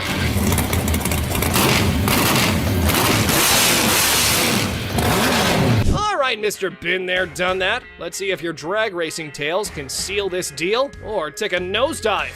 Now, coming straight to the negotiation. 20 grand. 7,500. I don't think so. If you give me the money today, 15,000. I'll throw the skeletons in for free. We have a deal for 15,000? I guess so. Thank you very much. Have a good Enjoy day. your new car. Mechanical Bull. Ah, the good old days of Wild West bull riding and rugged cowboys. Some dude missed the memo that it's not exactly the trendiest scene nowadays. Time to catch up, y'all. Going for a ride in my parking lot, or what are we doing? Let's have a little fun, girl. We're trying to sell our mechanical bull. Why do you have it? A Western-themed restaurant bar before, and that was the theme. We put the bull into the bar. Well, slap on those cowboy hats. We got ourselves a scene here. But seriously, who's taking bets on whether they can wrangle a decent price for that rodeo-style bull riding? Well, let's say you were to buy these brand new. How much do they cost? They cost around 15 to 20,000. How much do you want? 15,000. So if I was to buy this brand new or buy this used from you, it's the same price. Rental companies rent these out for $750 a day. There's a lot of revenue potential. Ah! Man, sad to see these alpha men taking back their bull home. But folks, hold on to your hats. Maybe Ashley has something else in her mind. 3,000 right now. 45. 31. 39, you pack it up. That's my bottom dollar. 34. I can't do it. Sorry, good luck. Dr. Death's van. Step right up, viewers. You've heard of Dr. Death, but today's highlight is the van that spotlights as the ride for assisted suicides. Because nothing says vacation like a one-way ticket, right? This is a 1968 Volkswagen van owned by Dr. Death, Jack Kevorkian. By Dr. Death. This is the actual van that he did his first and several other assisted suicides in. Jack Kevorkian was an iconic figure in the city of Detroit. We're not aiming for a Valley of Chrome farewell tour this time. Mr. Big Bucks here wants a 6-figure sum. Brace yourselves, because Les has his few concerns all queued up. It is a piece of history. I like buying weird. You won't find another one. The problem is, it doesn't make sense to spend 6 figures on something like this for me. Well, you either love it or hate it. But I love it. This is definitely a piece of Detroit. A van oozing that delightful combo of creepiness and death vibes. So legit. However, why not throw in another expert opinion? Let's see how that went. So 10,000 ain't gonna buy it. No, I'm in the 6-figure range. 20 grand? No. 25 grand. 30 grand. 50 grand? 30. One time. 50. 30 cash right now. Bizarre bikini. Check out this granny of the century who strolls into the pawn shop with an elderly figure that has a lot to do with, I don't know. You have a look and maybe you decide. Which is the doll? I heard that. I'm undressing her. What can I say? A really nasty looking woman, but a very cool item. Yep, that's about accurate. You just saw a long-legged granny in a bikini. All the efforts are done in the name of art. However, our granny here invested in this model. How much did you want for this thing? I'd like to get $500 for it. This thing is art. It's a very cool item, but not for that price. I mean, she's really cute. I mean, she's really fun to look at, but it's not going to be even close to 500 bucks. Never mind, that was gonna be a deal breaker. Unless Les had some more quotes to add to the art piece, this stirs things up for the selling mix. Here this woman was playing my game, and I was losing. 200. 190. I'll take her. Will he stop? Okay, schlep it home. You know, I heard my dad saying it wasn't worth the extra $10. Bull. She wants 200. Latex vacuum bed. Look who's spicing up the pawn shop scene. This dynamic duo's got a latex vacuum fetish bed up for grabs. You know, just your average afternoon errand. Latex vacuum bed. A what? A latex vacuum bed. So you have sex with latex? Pretty much. It's like the autoerotic asphyxiation is what Pretty it is, much, right? yeah. Bobby J surprisingly knew exactly what this thing was. All right, I was wondering, who needs candlelit dinners when you can have vacuum-sealed intimacy? I'm not here to judge. However, here's a quick demonstration. So normally when Felix has his hand over his mouth, normally what they like. I actually used it. Are you breathing? There we go. Not gonna work. It's working. Everyone's a critic when it comes to, what's the word? Innovative sleeping arrangements. Yeah, there we go. And we aren't sure if that ever went up for the big sale. Used it. So how could you not want to do this with him? Because I don't want to suffocate. It's not for everybody. I'm familiar with the bed. Very much so. Just imagine having sex now. He don't have to hold you. Perfect. Well, now we got that out of the way. Just a normal fine day when this guy walks into the pawn shop to sell Les Paul's document collection, including an incredibly unique and world's one-of-a-kind Les Paul SG guitar that belonged to his Aunt Mary. And guess what? She wasn't just some guitar lover or a casual Les Paul fan. So the seller is hoping to get $250,000 for this collection. The big question is it really worth that much? And is it still in good enough condition to fetch a high price? Let's find out. Rick Harrison calls for Drew, the expert from Authentic Autographs Unlimited, who specializes in forensic document examination. He then carefully examines the signature on the guitar and remarks that Les Paul had a unique and straightforward signature style. Interestingly, Drew notes that he never included his last name when signing off. And can you believe it was his first time dropping that much dough on a guitar?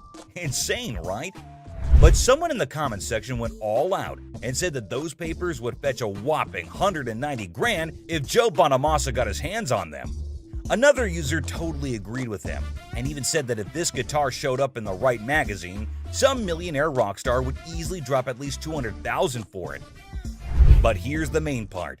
Did the pawn shop actually make any profit? Hell yeah, they did. Once the show aired, they wasted no time and threw that bad boy up on eBay. And guess what? They scored a whopping $110,000 for it. They ended up making a cool $20,000 profit, guys. Now that's what I call a successful hustle. Next, some users are even cracking jokes about why the guy was so willing to sell such a masterpiece. One such comment was he must have been scared of his wife's anger, whose eyes are always fixated on that sword. And if she ever gets her hands on it, she's ready to knock him off. Talk about a dangerous situation. Another user said he got robbed? Well, we have to wait to see the actual plot. Taking the lawyer's word for it, Corey decided to take the risk, and then he went ahead with the purchase, even without having an expert to check its authenticity. I mean, let's be real, that was pretty foolish, right? I mean, who was going to check if the thing was actually legit or not? So they asked the seller how much he wanted for it, and he said $5,000. The buyers were skeptical about its condition and started throwing offers as low as $800. That's a crazy drop. Finally, he got to meet up with Mike Yamasaki, the expert, and Corey explained how he took a shot in the dark and bought the sword without knowing if it's actually worth the money. So, after taking a small glimpse at it, Mike recognized it as a samurai sword and told Corey the history of the sword. He stated that after World War II, around 3 million Japanese swords were taken out of Japan by the occupying forces. In those days, the Japanese warriors, also known as samurai, were skilled professional fighters, and the samurai sword was like their badge of honor. If you didn't have one, no way you could call yourself a samurai, man. Then Mike decided to inspect the sword and took a closer look at it. The Yasutsugu family only worked for high-level samurai, and their signature mark, like a logo, was detailed on the handle. It's the family crest of the Tokugawa family, who ruled Japan for a couple of centuries. And if anyone tried using it without permission, they'd end up losing their heads, along with their whole damn family. Scary, right? After considering the condition, the expert estimated that it can be restored for around $3,000. But here's the exciting part. After the restoration and blade sharpening, Corey could potentially sell it for a whopping $15,000. That's a tenfold increase from what he paid for it initially. So sometimes they just lose everything. Well, we'll see this in the next episode where a customer from season 16 walks into the pawn shop, hoping that the shop will take his 1700s flintlock pistol off his hands. This thing is ancient and looks fascinating for being so damn old. But the funny part, the gun looked puke-colored. Did you do the amazing restoration on it? I did not. But here's the thing. Hector, the seller, had no idea about the pistol's origin. So he decided to call in his arms expert, who knows his stuff when it comes to guns. Apparently, some shoddy paint job messed up the gun, and it can't even be opened properly. But hey, on the bright side, the details and engravings on the pistol are top-notch. They got this fancy style called grotesque, with all these weird-looking human and animal shapes. And the name, that would have helped figure out when and where it was made. Now Rick's super curious if this thing is actually worth anything. The expert takes a quick look and comes up with an estimate. I think it would be about $1,000. Once we restore it, if I can get it functional, I think it's at least $3,000. With that estimated value in mind, Rick decides to make an offer. So, I will give you $150 and relieve you of your problem. Would you do $250? Damn, just $150? Even though Alex said it was worth $5,000. Rick always pulls out the excuse that it's hard to sell, and there aren't many buyers out there. After a short negotiation, the seller settles for a mere $200. I know, unbelievable and kinda unacceptable. But since the gun isn't in great working condition, I guess it was the best they could do. Rick decided to take a chance and handed the gun over for restoration. Will it hit the jackpot or lose his $200? Let's see. It has brought back all the original details and made it look absolutely gorgeous. And guess what? It turned out even better than expected, but Alex hasn't tested it. Damn. Well, let's watch if it works. I got my headphones on, so I can't hear you. Yeah! Oh, it worked perfect! So after successfully restoring the item and getting it in working condition, that's a crazy profit of $4,800. Absolutely hard to believe, right? Someone even commented that Rick straight up robbed Hector in broad daylight. Users are not holding back with their savage opinions. Well, keeping everything aside, this was indeed one of the craziest profits earned at Pawn Star Shop. Moving on. In this episode, he had no clue about its real value. So he called in the military antique expert Craig Gottlieb to take a look. And what do you know? It turned out that the metal wasn't even technically Polish. Talk about Rick questioning his own existence, right? First of all, it's not technically Polish. What do you mean, not To clarify things for the confused Rick, the expert spilled the beans. Turns out this metal had a Russian background. Back in 1795, Poland got divided into 3 parts: Prussia, Austria, and Russia. And guess who got the largest slice? Yep, Russia. This particular order was established way back in 1325, and the white eagle is basically Poland's symbol. It's on their national emblem and everything, but they changed things up and stuck the original style of the award on top of the Russian imperial eagle, which has 2 heads. So what we got here is a Russian order, and that's what this medal represents. It's a piece of history that dates back 800 years, conquered, reconquered, and fighting for their freedom throughout their entire history. Users also shared how this whole episode reminded them of an humor that filled those lessons. With the background story out of the way, Rick finally gets down to the burning question. What's the damn thing worth? Because obviously he bought it without knowing its worth. I took a big shot in the dark. How big a shot? Less $6,000 I shot. can sense the tension all over his body. Finally, the expert takes a closer look at the metal and starts talking about how it was probably made in St. Petersburg by a company called the House of Bolin. And guess what? They were like the main competitors to Fabergé. So we're talking about a metal of Fabergé quality here. Crazy enough to give Rick some hope. But Craig kept going on and on about how gorgeous the metal is, making Rick all anxious and begging him to stop teasing and spill the beans about its worth. And finally, he does. Aren't you curious just like me? 30 to 40 grand. $30,000 to $40,000. That's incredible. Damn, the metal is valued at around $30,000 to $40,000? That's awesome. And it definitely brought a big wide smile on Rick's face. But hold up. Sadly, Craig has some serious concerning news for him. Apparently, the market for this specific metal is pretty thin, meaning there's not much chance for Rick to sell it easily. Talk about a check he can't cash. But hey, Craig's always got a solution up his sleeve. So fast forward to a later date when Craig visited the pawn shop to meet Rick and brought with him some exciting news. He got in contact with a guy in Germany who has a box for this metal, has the ribbon for it, and even the breast star. It's all part of a set, you see, but there's a big hole in the guy's box, specifically for the neck order. And Craig just knew that he finally found a potential buyer for the metal, someone who needs to complete their set. Now, both the parties are ready to strike a deal. Craig offers him $30,000 for the item, but as we all know, Rick, being the savage businessman, tried to negotiate for more, even though deep down he knew that's the best he could get. An hour last time you were in. I'm sorry. Well, I'm just flipping this, right? Okay. I'll give you $30,000. I'm trying to figure out a way to complain about that price. I'm coming out swinging here because I've got it pre-sold, and I'm not making a ton here. $30,000. But Craig was fixed with the price. Obviously, Rick is not satisfied, and you won't believe what he asked next. $30,000, you buy me dinner? Why not? Write me a check. Can you believe it? Well, eventually, Rick settles for the $30,000 offer, which is 5 times the amount he paid for it initially. Talk about a great deal. With a free meal thrown in too. Gotta love those perks.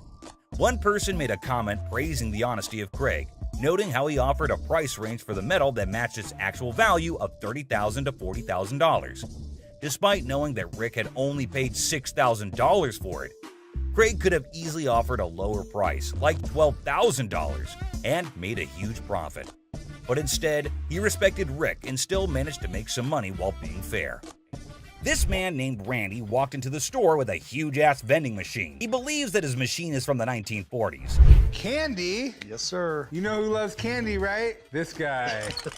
Well, chum, we know your love for candies. But is this deal as sweet as them? This machine sure has Chum's heart, but Randy doesn't even know if it works, and neither does he have the keys to it. Well, let us look into what Chum thinks about it and whether he thinks it would be worth the cost.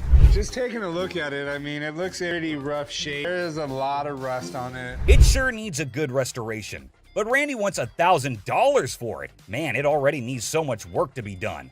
I personally don't think it's worth investing so much, but who am I to suggest? Oh, how the chum had been schooled by experience. A lesson etched deep into the fibers of his being. Scarred by past misjudgments and Rick's scoldings, he now approached each decision with newfound caution. But hold on to your seats, for the words that spilled from the expert's lips were nothing short of astonishing. Get ready to be astonished, for the expert's revelation is nothing short of extraordinary. Whoa. Oh boy. Right? The guts are missing. So what this needs... Man, it is empty inside. All the mechanisms are missing. The expert saved Chum's ass today on this one. The expert adds that in this condition, the machine is max $300. Whoa, that was a low blow for Randy, it seems. He cannot believe the price dropped from $1,000 to just $300. Up and running and painted, obviously. $4,500. $4,500. Okay. Well, this machine is asking too much. Chum noticed it and got the bargain straight from $1,000 to $75, and they just shook hands on $100. But a deal is a deal. Let's see how Chum restored it and made it a good sales machine for his own bars. Whoa! Holy chum bar! Check it out, right? That is freaking awesome. Whoa, the machine is brand new again. No one can even imagine how it was before. And I know you're thinking no one got furious here. But hey, the video doesn't end here. You see, Rick was not so happy about the sweet gift lying in the garage. Why are your candy bars in it? That's the gift it keeps on giving, Rick. That thing, you can sell it for $6,500 today, dollars off it every day for the rest of its life. Rick's fury reaches its boiling point as he directs his anger toward Chum. With intense frustration in his voice, he makes it clear that he's had enough. In a sharp and cutting tone, Rick declares that if anyone wants to get their hands on Chum's chocolate bar, they can simply take a stroll across the parking lot and purchase it directly from the store. No more concessions or accommodations. The message is clear. Rick has drawn a line in the sand, leaving Chum to face the consequences of his actions. It's a harsh ultimatum that hangs heavily in the air, leaving Chum to contemplate the future of their strained relationship. Will Chum take the opportunity to make amends, or will the rift between them widen further? Only time will tell how this explosive situation will unfold. Ah, the timeless dance of irritation between Chum and Rick, an intricate routine that never fails to provoke a symphony of exasperation. As a well-worn melody played on a perpetual loop, Chum's knack for pushing Rick's buttons has become a legendary saga of vexation and amusement. With each encounter, their interactions tread the line between exasperated sighs and affectionate eye rolls, a delicate balance that keeps the audience captivated. The sparks of frustration fly freely, igniting a wild dynamic that has become an integral part of the show's charm. Did you know that Chum's not just passionate about candies, he is passionate about diving as well? You can't even imagine what he buys next. Give you that. As if the mounting list of Chum's blunders wasn't already enough to incite Rick's fury, an air of suspense fills the room as Chum finds himself teetering on the precipice of yet another foolish choice. The weight of anticipation hangs heavy, like a dark cloud looming overhead. In the midst of this suspenseful moment, Rick's anger simmers beneath the surface, ready to erupt like a volcano. The stakes are high, and the consequences of Chum's potential misstep could be dire. Prepare to have your mind blown. Have you ever heard of a street-legal pirate ship? No worries if you haven't, because it was a revelation for me too. Picture this: a captivating vessel that sails through the streets instead of the high seas. This audacious individual is actually selling a pirate ship that doesn't navigate water, but instead driven around during parades and events. The sheer novelty of this concept is enough to make your jaw drop. Can you imagine the spectacle of a fully decked out pirate ship roaming the streets, spreading swashbuckling cheer and captivating onlookers? It's an unconventional twist on the nautical adventure, where imagination takes flight on wheels instead of waves. A fascinating change that challenges traditional boundaries and sparks the imaginations of all who encounter it. For a ship, you can actually drive 60 miles an hour on the highway. This is awesome. In a moment of anticipation, Chum captures a picture of the pirate ship and eagerly sends it to Rick, seeking his seal of approval. It's no secret that Chumlee's heart is set on acquiring this extraordinary vessel. However, Rick's response reveals a familiar pattern. He doesn't always share Chum's level of enthusiasm. Despite Chumlee's unwavering excitement, Rick's support wavers, casting a shadow of doubt over Chum's aspirations. Nevertheless, amidst the uncertainty, Chumlee embarks on an unforgettable adventure on the ship, immersing himself in a world of whimsy and joy. The pirate ship becomes a catalyst for moments of pure bliss as Chumlee discovers a sense of freedom and exhilaration that he has never experienced before. It's a testament to the power of chasing dreams, even in the face of skepticism. Join Chumlee as he embraces the sheer thrill of sailing on that ship, creating memories that will last a lifetime. If I can make a deal, Rick will think I'm the man. As the wind tousled Chumlee's hair and the weather played its part, a symphony of elements converged to enhance his adoration for the float even further. Each gust of wind whispered its approval as if urging him to embrace the exhilaration that danced in the air. The perfect weather conditions seemed to align, creating an enchanting atmosphere that heightened his connection with the pirate ship. With every passing moment, Chumlee's affection for the vessel grew as if it were infused with magical essence. In the midst of it all, Chumlee savored the joy and freedom that enveloped him, cherishing the sensation of pure bliss as he sailed through the streets on the ship that had captured his heart. As Chumlee eagerly awaits Rick's response, hoping for validation and support, his heart sinks when he reads the crushing words that appear on his screen. Rick's text delivers a blow that pierces Chumlee's enthusiasm, leaving his spirit wounded and his dreams deflated. The message, like a dagger to the heart, shatters the joy and optimism Chumlee had been clinging to. The heartbreaking reality sets in as he realizes that Rick's words don't align with his own deep-rooted passion for the pirate ship. It's a moment of profound disappointment as Chumlee grapples with the stark contrast between his own excitement and Rick's lack of endorsement. Emotions swirl within him: hurt, confusion, and a tinge of resentment. I'm sure he's not going to buy it. He doesn't have any money on him. But he's an idiot.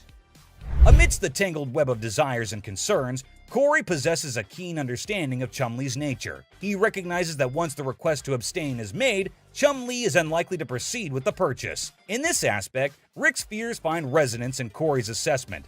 The rational part of their minds acknowledges the validity of Rick's concerns. Even if Chumlee were to succumb to impulsive desires and make a foolish decision, the stark truth remains: the price of the pirate ship far surpasses his financial means. It looms above his allowance like an insurmountable hurdle, a barrier that cannot be breached without dire consequences. The clash between longing and practicality creates a dilemma that Chumlee must confront head-on. Will he heed the warnings and let go of the unattainable dream? Or will he risk it all in pursuit of his heart's desire? The outcome hangs precariously in the balance, as Chumlee grapples with the weight of responsibility and the allure of the forbidden. The owner wanted $250,000 for it. Man, that is a little too much. The last bargain he could agree on was $190,000, man. That is still so much money. Chumlee was so sure that Rick would want to get it, until he checks his phone. Do not buy the float. That was Rick, my boss. Man had been driving Chumlee around all of the efforts in explaining it. And all for what, man? Just to get rejected on a text message? Whatever. Oh, sorry, man. Man, I really feel so bad for Chumlee. Everyone gives an attitude to my boy here, and he just takes it all. Well, enough of Chumlee. Sometimes even Rick makes a mistake, and the great Harrison is not at all happy about this one. A captivating scene unfolds as Bill strides into the store, his presence immediately catching the attention of the Pawn Stars crew.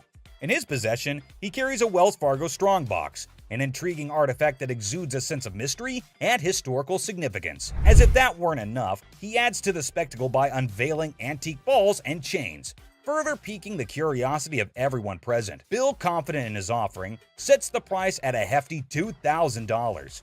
A sum that raises eyebrows and sets the stage for a fascinating negotiation. We got a Wells Fargo strongbox and some antique ball and chain. Okay, you do have a... The anticipation builds as the Pawn Stars team contemplates the value and potential of this unique collection. Will they be able to strike a favorable deal that satisfies both Bill's expectations and their own interests? With his vast knowledge and years of experience, Rick's expertise comes to the forefront as he steps into the bargaining arena. Determined to navigate the deal without relying on external advice, confident in his abilities, he draws upon his extensive understanding of historical artifacts and market trends to assess the true value of Bill's offering. Rick's sharp mind is like a well-honed tool, dissecting the details and uncovering the hidden gems within the collection. As the negotiation unfolds, his eloquence and persuasive arguments come alive, revealing a masterful display of wit and intellect. Rick's knowledge becomes a formidable weapon, allowing him to strike a delicate balance between fair pricing and maximizing the potential of the transaction. It's a testament to his experience and a showcase of his ability to thrive in the world of bargaining, showcasing the power of a sharp mind in the pursuit of a favorable deal. Electrically welded. See how these have arcs from an arc welder? Sure, okay. Okay, and my other big concern? As Rick utters the phrase "other concern," a flicker of suspicion dances in his eyes, indicating that there may be more at play than just the handcuffs. His discerning gaze scrutinizes the items within the Wells Fargo strongbox, sensing something amiss. What could it be? A forged antique? A replica masquerading as a genuine artifact? The anticipation mounts, and the negotiation takes an unexpected turn as Rick dives deeper into his investigation. Determined to unveil the secrets concealed within the box, Rick further adds that the box might actually be real, but the stuff in it is absolutely not. So that made him a little concerned about it, to which the man explains that the stuff was not in the box. He just kept it all in there. You always see a Wells Fargo strongbox in an old Hollywood Western, so this will definitely get a lot of interest from collectors. The bargain started at $1,200, but hey, we know Rick. He is damn good at bargains. He finally sealed the deal at $450. But obviously, we need a piece of expert advice over here. Mark, the man with all his knowledge and his beard, is called back to the store. Have you already bought this? That sounds bad. Mark further tells Rick the bad news. It was a complete fake. Damn it, Rick. Looks like Harrisons get pissed off on this show. But hey, another day, another lesson to be learned, right? Kicking off with this episode, which is sure to give you quite a jolt. Hey, how's it going? The episode just starts with a casual conversation between Rick and an old man. But look what he's got. Yes, my friends, you just laid eyes on an 1884 Colt that was used in the Wyoming Range War, also known as the Johnson County War. Goes with it. There's nothing like a good book after a good shooting. That's what I always say. And not to forget the book that comes with it. I mean, you've got to keep the rare flock together.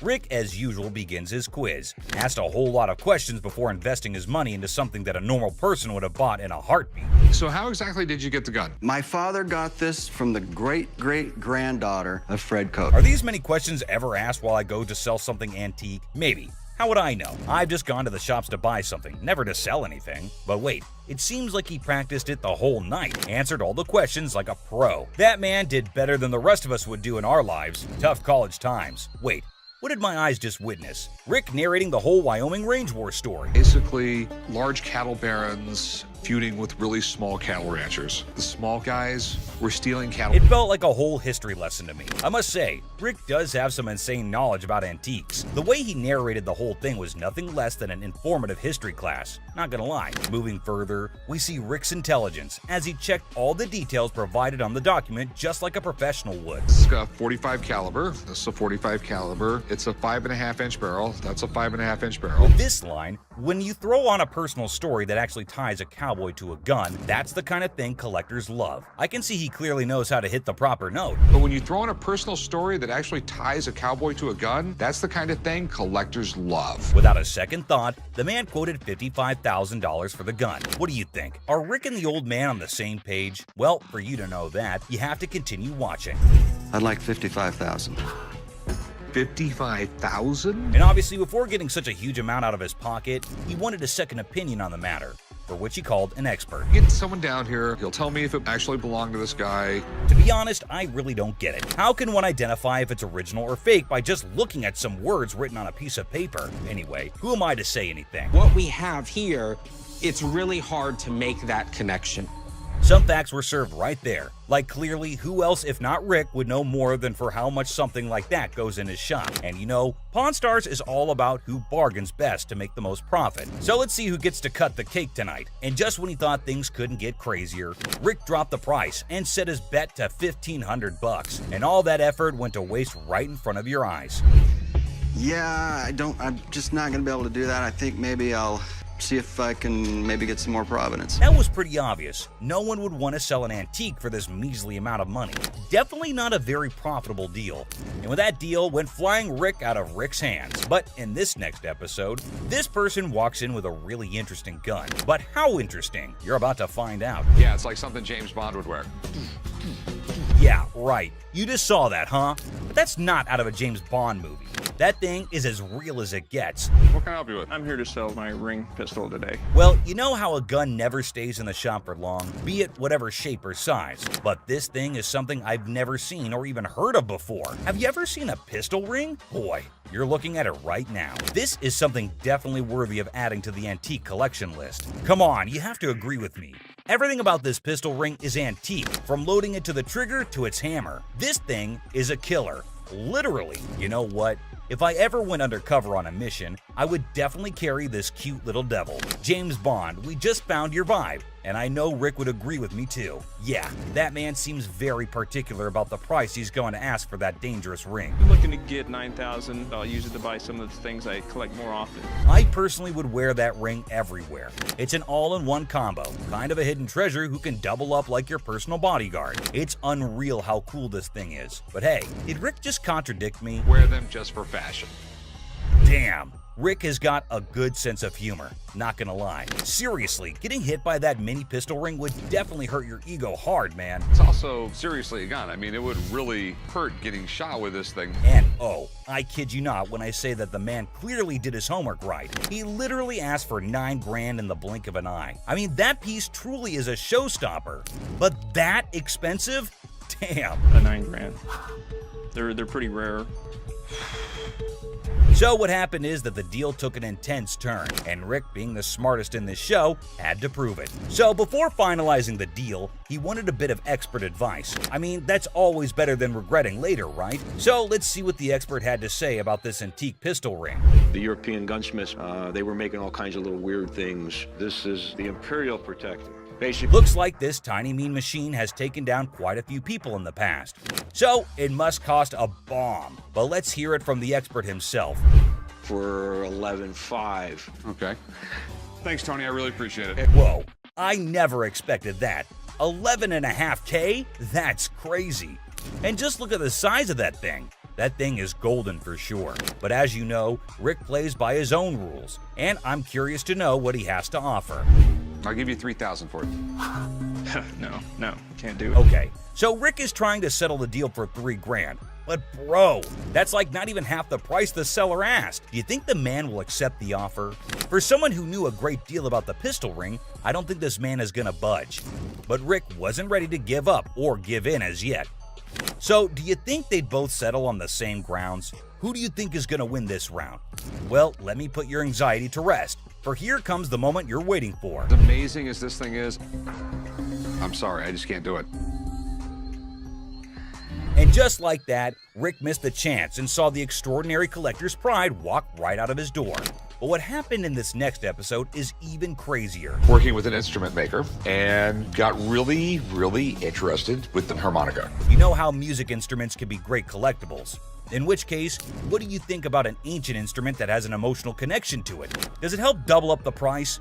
Well, I don't know about you, but I have never seen a shining gold M Hohner harmonica. We've all played a harmonica once in our lives. Right, we have. And we thought we were good at it. So for those of you who don't know who Matthias Hohner is, here's a quick history lesson for you. Hohner was a trained watchmaker born in Germany. And his company, Math Hohner AG, is the oldest and largest producer of harmonicas in the world. If you want to know more about this masterpiece, here's Rick for you. So apparently the watchmaker was so blown away by the piece that this is what happened. So he saw the writing on the wall, but he was also working with an instrument maker and got really, really interested with the harmonica. Rick's knowledge never fails to amaze me. There's no question that he is a master of his job, and his trade skills are even better. But is this going to be a jackpot or a lost cause? Before Rick states his price, he found a problem with the musical piece. We get in the ballpark. Okay, all right. It's plastic, and it's not in the greatest shape. I don't know, it's not too bad a shape. The cardboard's coming off. Oh no, that's going to majorly affect the price of this beautiful piece right here. So while the seller was holding on to a grand $500, what Rick pitched was unbelievable. Here's $75 for it. It cost $75? Wow. I would feel humiliated if I was that harmonica right now. I mean, come on, man, it's not that bad. But what can I say? Rick knows better. And the seller wasn't ready to back up, and even had a genuine reason for it. $1 to fill my truck up with gas right now. I can't take 75. I find the man reasonable. The least you can do is compensate his gas. But as you know, there are no emotions involved in business. Rick's not taken aback by anything, and sticks with his price, but he failed to grab the deal. I think he wouldn't mind much though, because the harmonica was plastic, and it was also peeling off in some places. So sadly, the seller needed to go back home with the broken instrument, and he couldn't even make enough money for gas anyway. Next up, we got this interesting thing that you'd never expect at a pawn shop. The guy just pulled in the parking lot with a boat he wants to sell. So Chum and I... Yes, it's a freaking boat! What you're looking at is a 1958 Sea Flight Glastron, and this is no common sight, y'all. Rick and Chum came to take a look at the huge and fascinating boat, and it looks like they already like what they're looking at. 57 Chevy, didn't they? Sure did. Is it a convertible? And how can something start without Chumley's irrelevant questions, right? Like always, he was more worried about the boat being convertible or not. Well, Chum, you definitely cannot expect everything to be fancy, okay? Despite that, I can't help but love Chumley's confidence. Meanwhile, the seller has made up his mind to demand a hefty $10,500 for the boat. Let's hope he can make just as much from the master of negotiation. And this time, the item in question was a timeless beauty, created in 1958, standing tall, defying the effects of time. Whoever maintained it surely did it with the utmost care and dedication. Great work right there, but I think someone is already getting busy coming up with the numbers. It looks just like the 57 Chevy I got for the old man's birthday. It's definitely tempting because Rick's already deciding how he was going to pitch this look-alike a 57 Chevy. this Glastron boat is awesome, but boats are tough to sell. So it has to be a home. Like he already said, boats are money pits. I mean, nobody would want to keep this huge boat in their homes as an antique. Quite rare, as the word suggests itself. But this seller is definitely giving Rick tough competition. With all that USP knowledge he was throwing about, he came in here ready to face the pawnbroking world. Do you know why? Because it was a little 17-foot boat. No, because it was fiberglass. No more wood boats. Wood boats were moving out. But what happened next was totally unexpected. 10-5. In an unexpected turn, the owner of the boat bravely revealed a startling price tag, $10,500. Wow, that's crazy. What do you think Rick is going to do? Will he buy it or break it? I don't even want to make you an offer. There's too much work that's got to be done for me to make anything. Did you see that? Rick didn't even make an attempt to convince the donor to accept a lesser price. But that's exactly what the show is all about, expecting the unexpected. But you cannot miss this museum piece that just made its entry into the shop today. A man brought in an ancient coin, a portrait of Julius Caesar from the month before he was assassinated. Well, I have a coin here. It's a portrait coin of Julius Caesar from the month before he got assassinated. But before that, quick history lesson. Did you know Caesar was the first living person to be depicted on Roman currency? Back then, this honor was only reserved for the gods, so you can imagine Caesar's position in the society. So you know that having him on a coin is quite exclusive, and any historical coin collector would be yearning to get their hands on this coin. Would do what was necessary to preserve the Republic. Okay, and no matter what he did in office, Rick was taken in by the intriguing offer, and his sincerity came through, creating a favorable environment for a possible deal. Rick, though, sticks to his strategy since he was logical. As you know, the man is a smart specialist who always seeks professional advice before taking major action. But let's see what the price on offer is. how much were you looking to get out of it? I want 4,400, please. Okay. I like this man's confidence and how he's so adamant about the asking price, exactly the way it should be. The style is correct. Everything is right. Okay. It's perfectly genuine. The expert's analysis is giving us a ray of hope with each passing second. So let's see what the experts have to say. $1,500. Retail? Retail. Wait, what was that? $1,500? Are you kidding me? I thought that coin was a big deal. But what just happened? It's ridiculous. I mean, sometimes you can never explain how things turn out to be in the pawn world. Just like this episode where a man walked in claiming to have a 1951 Yankees team signed ball. 1951 Yankees team signed baseball. For those who may not know, the New York Yankees of the 1940s and 1950s were the most dominant team in baseball history.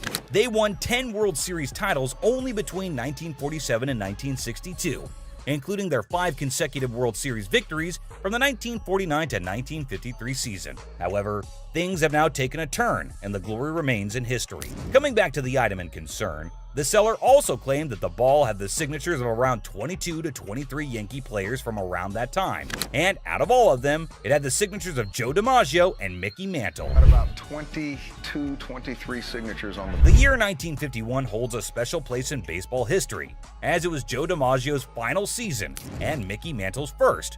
Also, Yankees won their 14th World Series that year.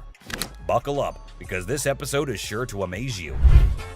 My grandfather went to a game in 1951 with my mother and received The seller said that it was his grandfather who managed to get this iconic baseball.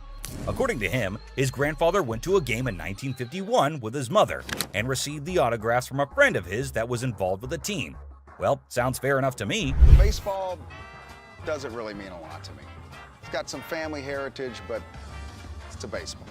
I wonder why so many people want to sell something that has an emotional connection with them. But the seller's reason behind selling such an iconic ball seems pretty fair to me. This would be perfect for the company softball game. Chumway, I'm fixing to hit you. Charlie was trying to play the fool, but Benjamin remained unaffected, steadfastly focused on the business at hand. Benjamin saw nothing but the business and got right back into it. I don't trust this guy. I don't trust nobody, especially when they're trying to sell me. Benjamin, I can feel you totally. It's not like we don't trust anybody, but it's always better to be sure when there's a ton of money involved. No doubt the expert had to be called in. I do believe that this is a genuine 1951 Yankees baseball. Whoa, it looks like there's some good news for the man, and we might see some bills going out of the shop. But wait, don't be sure. You never know when the deal goes south. I think $3,000 is a reasonable amount for the ball. With audacity that leaves me breathless, a staggering demand of $3,000 was quoted for the ball. And it's quite obvious as well. After all the authentication and the proof, anyone would ask for that kind of money. They hired about $800. But wait, what? Benjamin just quoted $800? That's it? No one would sell it for that much, Benjamin. But he was in this business before most of us, and I assume he'd know better. So these were some of the times deals got out of hand on Pawn Stars. So which one of these intrigued you the most? Let us know in the comments down below. And don't forget to subscribe for more such videos. And I'll see you in the next one. Until next time, guys. Watch Les, the shop owner, and an angry customer have a loud and dramatic fight in the pawn shop. It's intense and filled with a lot of yelling and arguments.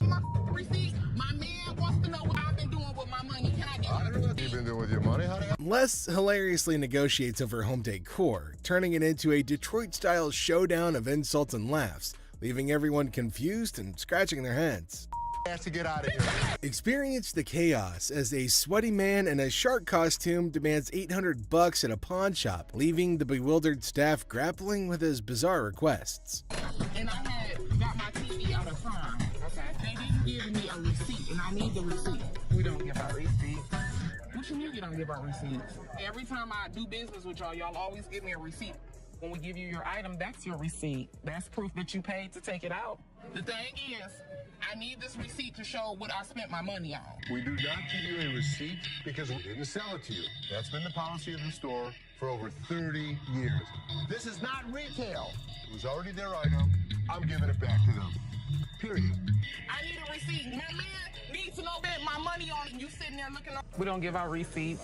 Ashley meets Lisa, who claims they're old pals from the pawn shop world. Ashley's face is a mixture of confusion and amusement as she tries to recall Lisa from the past. It's like a game of memory gone wrong, with Lisa insisting that they're besties while Ashley's scratching her head, wondering if she's entered the twilight zone of pawn shop encounters. Had like instant unconditional love for me. She doesn't know me.